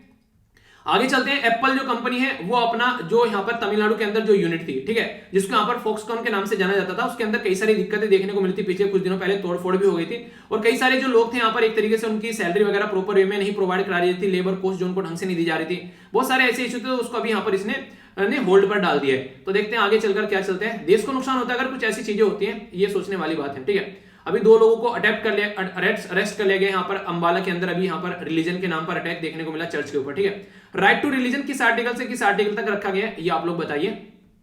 आगे चलते हैं। मेकाधातु प्रोजेक्ट के बारे में बात की जा रही है यहाँ पर, तो ये टग ऑफ वॉर चल रही है, एक तरीके से टर्फ वॉर बोल रहा है बेसिकली। आप लोग इसको इग्नोर कर सकते हैं क्या लड़ रहे हैं, पर मेकाधातु प्रोजेक्ट के बारे में याद रखिएगा। जीएस पेपर 1 और 2 के पॉइंट ऑफ व्यू से आप लोगों को क्वेश्चन बन सकता है, ठीक है। जैसे मेकाधातु प्रोजेक्ट के बारे में बात करें तो 9000 करोड़ का यहाँ पर ये प्रोजेक्ट था, जिसका पर्पज था कि बेंगलुरु जो सिटी है उसको यहाँ पर प्रॉपर वे में ड्रिंकिंग वाटर प्रोवाइड कराया जा सके और 400 मेगावाट का यहाँ पर जो हाइड्रो पावर इलेक्ट्रिक प्रोजेक्ट भी लग जाए। तो कर्नाटक के अंदर 2017 में अप्रूव किया गया इसको, तो इसके चलते कर्नाटक के अप्रूवल से तो फायदा है नहीं, कुछ और भी अप्रूवल आना चाहिए, जैसे मिनिस्ट्री ऑफ वाटर का अप्रूवल आना चाहिए, इन्वायरमेंट मिनिस्ट्री का अप्रूवल आना चाहिए। इसी के साथ में यहाँ पर मिनिस्ट्री ऑफ जो environment forest and climate change जो है वो यहाँ पर बोलती है कि 63% जो है फॉरेस्ट कवर एरिया है, तो यहाँ पर कावेरी जो वाइल्ड लाइफ सेंचुरी उसको कवर कर रहा है, तो उसको कैसे लेकर चलोगे, वो डूब जाएगा। तमिलनाडु कोर्ट में पहुंच गए इसको लेकर, पड़ोसी देश है, कि हमको भी नुकसान देखने को मिलेगा, प्रोजेक्ट अगर यहाँ पर आता है तो हमको अफेक्ट करेगा, वाटर का फ्लो जो है यहाँ पर कावेरी रिवर का वो हमारे पास में ढंग से नहीं आ पाएगा, तो ये दिक्कत बन गया। तो इसके चलते यहाँ पर जो कावेरी वाटर मैनेजमेंट अथॉरिटी है उसको भी यहाँ पर देखा गया, तो प्रोजेक्ट जो है यहाँ पर उसकी अपोजिशन यहाँ पर चारों तरफ से निकल कर आ रही है। तो ये मेकाधातु प्रोजेक्ट के बारे में ये बातें याद रखिएगा, कर्नाटक और तमिलनाडु के बीच में और कावेरी रिवर के ऊपर है, ठीक है, और बेंगलुरु सिटी के लिए। तो ये 3-4 पॉइंट ऐसे हैं जो कि पूछ ले जाए तो पता होना चाहिए, ठीक है। गोवा के अंदर अप्रूव कर दिया गया यहाँ पर लो ग्रेडेड आयरन ओर को एक्सपोर्ट करना। आयरन ओर जो एक्सपोर्ट की जाती है, यानी कि एक तरीके से आप लोग कच्चा लोहा बोल सकते हैं, इसको एक्सपोर्ट किया जाता है, फिर वहां से पका पकाया जो लोहा होता है उसको बेसिकली कई बार हम लोग खरीद कर लेकर आते हैं। तो ये याद रखिएगा, गोवा के अंदर यहाँ पर बेसिकली रोका गया था इसको काफी लार्ज स्केल पर एनवायरमेंट को ध्यान में रखते हुए, अब यहाँ पर अप्रूव कर दिया गया इसको। तो जापान में और कई सारी कंट्री में और भी हम लोग आयरन ओर बेचते हैं अपना कच्चा लोहा, ठीक है। आगे चलते हैं। डॉक्टर के द्वारा यहाँ पर बेसिकली कंटिन्यूअसली जो प्रोटेस्ट चल रहा था उसके बारे में बात की जा रही है। अभी यहाँ पर वर्क से दूर है क्योंकि उनके ऊपर जो पुलिस के द्वारा हरकतें की गई थी उनके प्रोटेस्ट को लेकर, वो सारे इश्यूज हैं, ठीक है। एडिटोरियल वगैरह आएगा तो देख लेंगे, थोड़ा सा इशू पता होना चाहिए हल्का सा। तो था यही कि अभी यहाँ पर प्रोटेस्ट कर रहे थे डॉक्टर, तो उसके चलते यहाँ पर इशू ये बन गया कि पुलिस ने उनके साथ में गलत बिहेव किया, तो वो सारे और जी इशू बढ़ गया थोड़ा, ठीक है। तो समझ लेंगे, थोड़ा सा टेंशन मत लेना, छूटेगा कुछ नहीं, ठीक है। 7 सेल फोन जो है वो रिसीव किए गए जेल से, लुधियाना से। अभी लुधियाना में बम ब्लास्ट आप लोगों को देखने को मिला, मैंने सिख जो ग्रुप के बारे में आप लोगों से बात की थी। तो इशू यार यहाँ पर ये बन जाता है कि ऑलरेडी आप लोग जेल के अंदर लोगों को फोन दिखाए बैठे हैं, तो फिर लोग हरकतें क्यों ना करेंगे, तो करेंगे ही करेंगे। तो सिक्योरिटी में अगर कहीं भी कुछ खतरा देखने को मिलेगा ना, तो कहीं ना कहीं लोकल एरिया पर आप लोगों को चीजें नजर आएंगी कि हमारी कोई ना कोई अथॉरिटी कुछ ना कुछ गड़बड़ कर रही है, और ये आप लोग यहाँ से भी अंडरस्टैंड कर सकते हैं। तो ये देखने को मिले फिर बम ब्लास्ट। अभी पेट्रोल पर जो 25 रुपए कम कर दी गई कीमत झारखंड के द्वारा, तो अगर आप लोगों से पूछ ले पेट्रोल पर जो कीमत कम की जाती है, डीजल पर कीमत कम की जाती है, कैसे की जाती है, डिवाइडेड कैसे होती है। तो एक तो बेस प्राइस होता है जो कि एक मिनिमम बेस प्राइस हो गया, 47 रुपीज था 2014 में, 2021 में यहाँ पर ये 41 रुपीज हो गया। सेंट्रल का टैक्स लगता है, ठीक है, ये लगता है लगभग 10 रुपए लग गया यहाँ पर, और ये 32 रुपए लग गया आज के रेट में, पहले 2014 में 10 था। डीलर का कट हो जाता है यहाँ पर, ये आप लोग को देखने को मिलेगा लगभग 2 रुपए, और यहाँ पर 3.8 परसेंटेज में भी है यहाँ पर इतना ही लगभग। अब यहाँ पर जो स्टेट अगर कोई कम करे तो स्टेट टैक्स को कम करेगा, जो वेट लगाता है ना यहाँ पर ये इसको कम करेगा। तो अगर यहाँ पर 25 रुपए कम किया गया तो इनके द्वारा अपना जो टैक्स लगाया जाता है वो इनके द्वारा कम किया गया यहाँ पर, जिसके चलते कट हो गया, यानी कि स्टेट ने अपना 25 रुपए कट कर दिया। तो इसका मतलब ये कि स्टेट जो है वो अब कम पैसा कमा रहे हैं यहाँ पर इसके ऊपर, तो ये आप लोगों को देखने को मिलेगा। ठीक है, तो ये बेसिक यहाँ पर पता होना चाहिए थोड़ा सा इसके बारे में, कैसे कैसे चीजें चलती है। हमारे देश के बारे में बात करें अगर, देखिए एक तो ये हो गया कि मैं आप लोगों को जो द हिंदू के अंदर डिस्कशन हो रहा है वो पढ़कर सुना रहा हूं। ठीक है, एक ही हो गया कि मैं अपने विचार इसमें मिक्स कर दे रहा हूं कि नहीं ऐसा होना चाहिए, वैसा होना चाहिए, ऐसा नहीं होना चाहिए।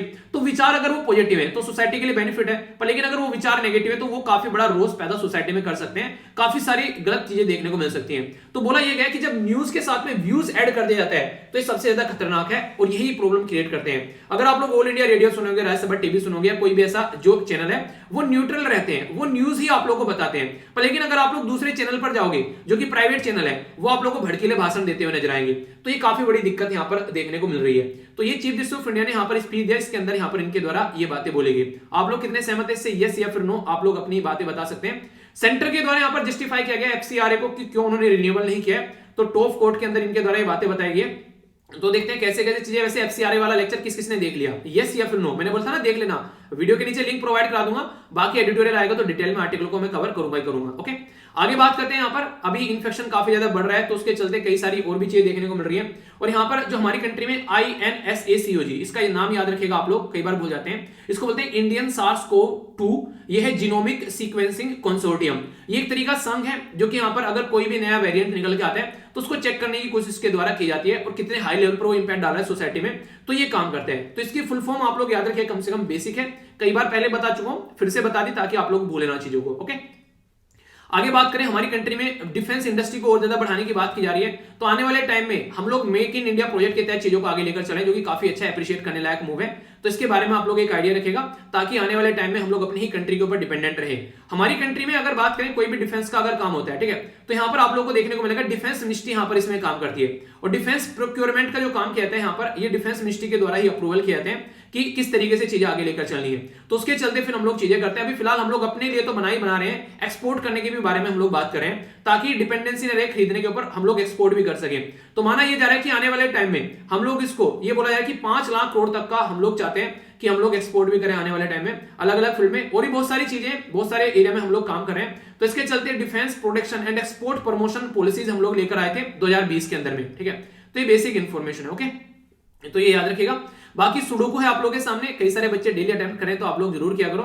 ये सुडोकू होता है, डेली न्यूज़पेपर में आता है, आप लोग रोक कर यहाँ पर भी इसको बेसिकली उसके ऊपर भी लिख सकते हैं। ठीक है, बाकी यहाँ पर ये कल वाली का सोल्यूशन है, आप लोग खुद से इसको अटेम्प्ट किया करो, काफी अच्छा आप लोगों को चीज देखने को मिलेगी।